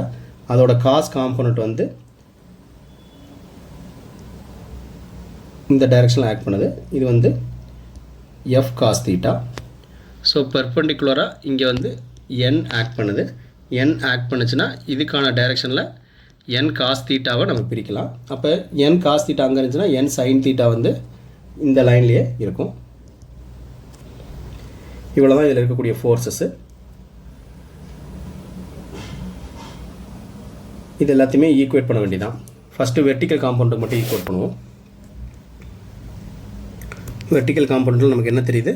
என் காஸ் தீட்டா, அந்த காருக்கான நார்மல் ஃபோர்ஸ்க்கான காஸ் காம்பவுண்ட், ஹரிசாண்டல் காம்பவுண்ட்டு. அது வந்து வெர்டிக்கலாக மோஷனே இல்லை. So it is balanced by F sine theta, frictional ஃபோர்ஸோட வெர்டிக்கல் காம்பவுண்டு. ஃப்ரிக்ஷனல் ஃபோர்ஸுங்கிறது எஃப், அதோட vertical compound F sine theta plus M G சேர்ந்து அது பேலன்ஸ் ஆகுது. இதிலேருந்து எம்ஜி ஈக்குவல் டு நான் என்ன எழுதிக்கலாம்? N cos theta minus F sine தீட்டான்னு எழுதிக்கலாம். Let this be equation 1. இப்போ சென்ட்ரிபெட்டல் ஃபோர்ஸ் வச்சு எழுதலாம். சென்ட்ரிபெட்டல் ஃபோர்ஸுங்கிறது அதோட வாலில், பேங்க் ரோடோட வாலில் ஆக்ட் பண்ணக்கூடியது. அதுதான் அந்த பாத்திலே வச்சுருக்கும். அந்த ரோட்லேருந்து அது ஸ்கிட் ஆகாமல் பாத்திலே வச்சுருக்கக்கூடியது. ஸோ அந்த சென்ட்ரிபெட்டல் ஃபோர்ஸு mv²/r வந்து எதால் பேலன்ஸ் ஆகுது அப்படின்னா அந்த பேரலல் ஃபோர்ஸ்னால், இன்வர்ட் இருக்கக்கூடிய பேரலல் ஃபோர்ஸு. அது வந்து N sine theta plus F cos theta. இதை வந்து ஈக்குவேஷன் 2ன்னு வச்சுக்கோங்க. இப்போ 2/1 பண்ணால் என்ன ஆகும்? mv²/r, டினாமினேட்டில் ஒரு mg வருது, mm கேன்சல் பண்ணிடலாம். அப்போ v²/rg வரும், equal to n sine theta. எஃப்க்கான வேல்யூவை சப்ஸ்டிட் பண்ணிடலாம். எஃப்க்கு நம்ம மியூ ப்ளஸ் மியூ ஒரு normal force n cos theta ப்ராப்ளத்தில் உள்ளது, divided by n cos theta minus எஃப்க்கு வந்து மியூ n போட்டோம்னா ஒரு சைன் தீட்டா இருக்குது. ஸோ இந்த காமன் n டோட்டலாக அவுட் எடுத்து கேன்சல் பண்ணிக்கலாம். மீதி உள்ளதை டிவைட் பை காஸ் தீட்டா பண்ணுங்கள். டிவைட் பை காஸ் தீட்டா பண்ணால் v²/rg, நியூமரேட்டர் டினாமினேட்டர் வந்து டிவைட் பை காஸ் தீட்டா பண்ணுறேன். Sine theta by cos theta வந்து எனக்கு டேன் தீட்டாவாயிரும். ப்ளஸ் மியூ போட்டுட்டு cos theta by cos theta 1 ஆயிடுச்சு, டிவைடட் பை இங்கே cos theta by cos theta 1 ஆயிரும், minus mu sine theta by cos theta வந்து எனக்கு டேன் தீட்டா ஆயிடுச்சு. ஓகே, இப்போ நமக்கு என்ன வேணும், v தான் வேணும். அப்போ v equal to square root of R G into நியூமரேட்டில் வந்து tan theta plus mu or formula உள்ளபடி எழுதிக்கிறேன் mu plus tan theta by 1 minus mu tan theta. இதான் நான் ஆப்ஷனில் என்ன சொன்னேன், டி ஆப்ஷன் சொன்னேன். இவ்வளோ வேலை பார்க்காம ஆன்சர் டியை வந்து ஃபார்முலாவை மக்கப் பண்ணிங்கன்னா அடிச்சுட்டு முடிச்சுட்டு போய்கிட்டே இருக்கலாம் அடுத்த ப்ராப்ளத்துக்கு.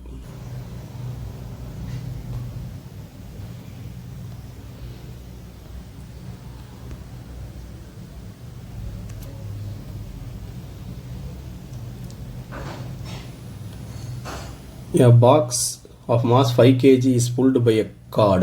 கார்டுங்கிறது ஸ்ட்ரிங் மாதிரி. நாங்கள் ஃப்ரிக்ஷன்லெஸ் பிளேன் கொடுத்துட்டாங்க, ஃப்ரிக்ஷன் கிடையாது, but incline at 30 degree with horizontal. The tension in the cord 30 Newton. The acceleration of the box. Okay. ஒரு இன்க்ளைன் பிளேனு ஆனால் ஃப்ரிக்ஷன்லெஸ்ஸு. இதில் வந்து 5 kg மாஸ் உள்ள ஆப்ஜெக்ட் இருக்குது. ஆப்ஜெக்ட் இருந்த உடனே அதில் டுவர்ட்ஸ் டவுன்வேர்டு வந்து நமக்கு ஆக்ட் பண்ணக்கூடிய வந்து வெயிட்டு. இந்த ஃப்ளோருக்கு பெர்பெண்டிகுலராக ஆக்ட் பண்ணக்கூடியது வந்து நார்மலுக்கு அகைன்ஸ்டாக இருக்கக்கூடியது வந்து அந்த வெயிட்டோட horizontal component M G cos theta. Normal is balanced by horizontal component cos theta. அடுத்து இந்த ஹரிசாண்டல் காம்போனண்ட் வெயிட்டோட ஹரிசாண்டல் காம்போனண்ட் அப்படி பிரிச்சிட்டோம்னா அதோட சைன் காம்போனண்ட் வந்து இந்த ஃப்ளோருக்கு ஹரிசாண்டலாக, that is M G sine theta இந்த டைரக்ஷனில் ஆக்ட் பண்ணும். இப்போ இந்த கார்டை வந்து நம்ம ஒரு பர்டிகுலர் டென்ஷன் கொடுத்து இழுக்கிறோம். அந்த டென்ஷன் எவ்வளோ அப்படின்னா 30 நியூட்டன் டென்ஷன் கொடுத்து இழுக்கிறோம். கொடுத்தா இந்த டைரெக்ஷனில் அது மூவ் ஆகுது வித் சம் ஆக்சலரேஷனோட. ஓகேவா? அப்படி இருந்துச்சுன்னா இந்த ஆக்சலரேஷன் ஆஃப் த சிஸ்டம் என்னன்னு கேட்குறாங்க. ஸோ டைரெக்ஷன் என்ன டைரெக்ஷனில் மூவ் ஆகுது, அதில் எது dominating force.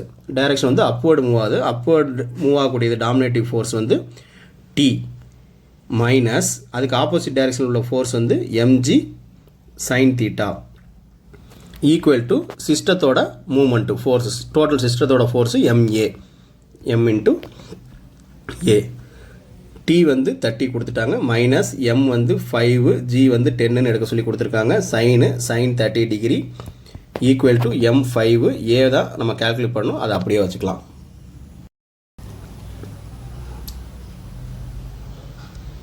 -30 minus 5 into 10 into 1/2 equal to 5a. ஸோ இது 5, 25, 30ல் 25 போச்சுன்னா 25, 5a equal to 25, a equal to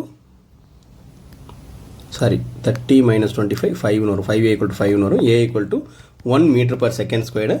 option D வந்து மேட்ச் ஆகுது.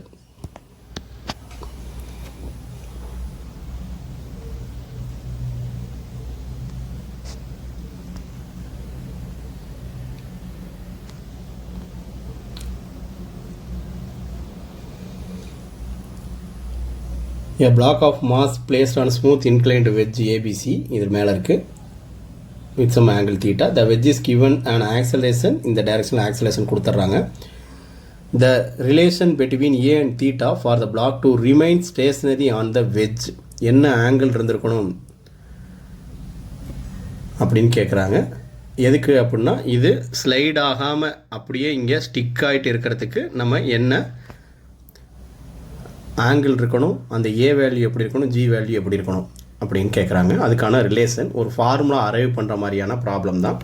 ஸோ கொடுத்துருக்கக்கூடியதில் என்னென்ன ஃபோர்ஸ் எல்லாம் இன்வால்வ் ஆகிருக்கு அப்படிங்கிறத நம்ம ஃபஸ்ட் எழுதிடலாம்.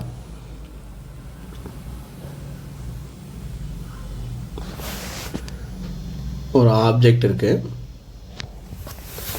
இந்த ஆப்ஜெக்டோட ஃபஸ்ட்டு டுவர்ட்ஸ் டவுன் ஆக்ட் பண்ணக்கூடியது அதோட it's own weight MG.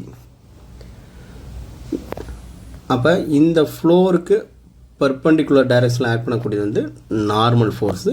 நார்மலோட horizontal component இந்த டைரெக்ஷனில் அகெயின்ஸ்ட் எம்ஜி ஆக்ட் பண்ணும். அந்த டைரெக்ஷனில் என் காஸ் தீட்டா ஆக்ட் பண்ணுச்சுன்னா என் சைன் தீட்டா வந்து இந்த டைரெக்ஷனில் ஆக்ட் பண்ண போகுது. இந்த டைரெக்ஷனில் தான் நம்ம அவுட் சைடு இருந்து ஒரு எக்ஸ்டர்னல் ஃபோர்ஸ் ஆர் ஆக்சலேஷன் நம்ம மெயின்டைன் பண்ணுறோம்.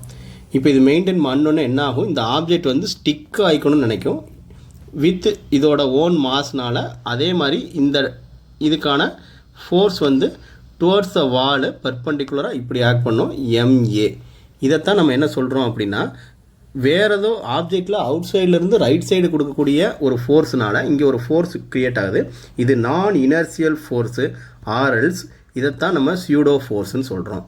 ஒரு சியூடோ ஃபோர்ஸ் டெவலப் ஆகி அதுதான் இந்த ஆப்ஜெக்டை பிடிச்சி வச்சுருக்க போகுது. சே ஃபார் எக்ஸாம்பிள் ஒரு ஒரு மூவ் ஆகக்கூடிய ஒரு வெஹிக்கிள் இருக்குது. இது ரெஸ்ட்டில் இருக்கும் போது இங்கேருந்து ஒரு பாப் தொங்க விட்டுருக்குன்னு வச்சுக்கோங்க. இந்த வெஹிக்கிள் டக்குன்னு மூவ் ஆச்சுன்னா இந்த பாப் வந்து டக்குன்னு பேக் சைடில் மூவ் ஆகும். இந்த மாதிரி போகிறது தான் நம்ம சியூடோ ஃபோர்ஸு நான் இனர்சியல் ஃபோர்ஸ்னு சொல்கிறோம். ஸோ இந்த இப்போ கொடுத்துருக்கூடிய ப்ராப்ளமில் இது எப்படி இருக்கும் அப்படின்னு நமக்கு கேட்குறாங்க. ஸோ இதில் என்னென்னலாம் இருக்கோ அதை நம்ம பேலன்ஸ் பண்ணால் போதும். இது ஆப்ஜெக்ட் ஒட்டியே இருக்கணும் அப்படின்னா வெர்டிக்கல் ஃபோர்ஸையும் ஹரிசாண்டல் ஃபோர்ஸும் பேலன்ஸ் ஆகிருக்கணும். ஸோ நான் ஃபஸ்ட்டு வந்து இந்த ஹரிசாண்டல் காம்பவுண்ட் எழுதுகிறேன். n sin தீட்டா வந்து எதுனால பேலன்ஸ் ஆகிருக்கணும்? MAல பேலன்ஸ் ஆகிருக்கணும். Let this be equation 1. அதே மாதிரி வெர்டிக்கல் காம்பவுண்ட் எழுதுங்க. n cos தீட்டா வந்து MGயால் பேலன்ஸ் ஆகிருக்கணும். Let this be equation 2. இப்படி பேலன்ஸ் ஆகிடுச்சுன்னா அது அதே பொசிஷனில் ஸ்டேஷனரியாக இருக்கும். இப்போ 1/2 பண்ணுங்கள்.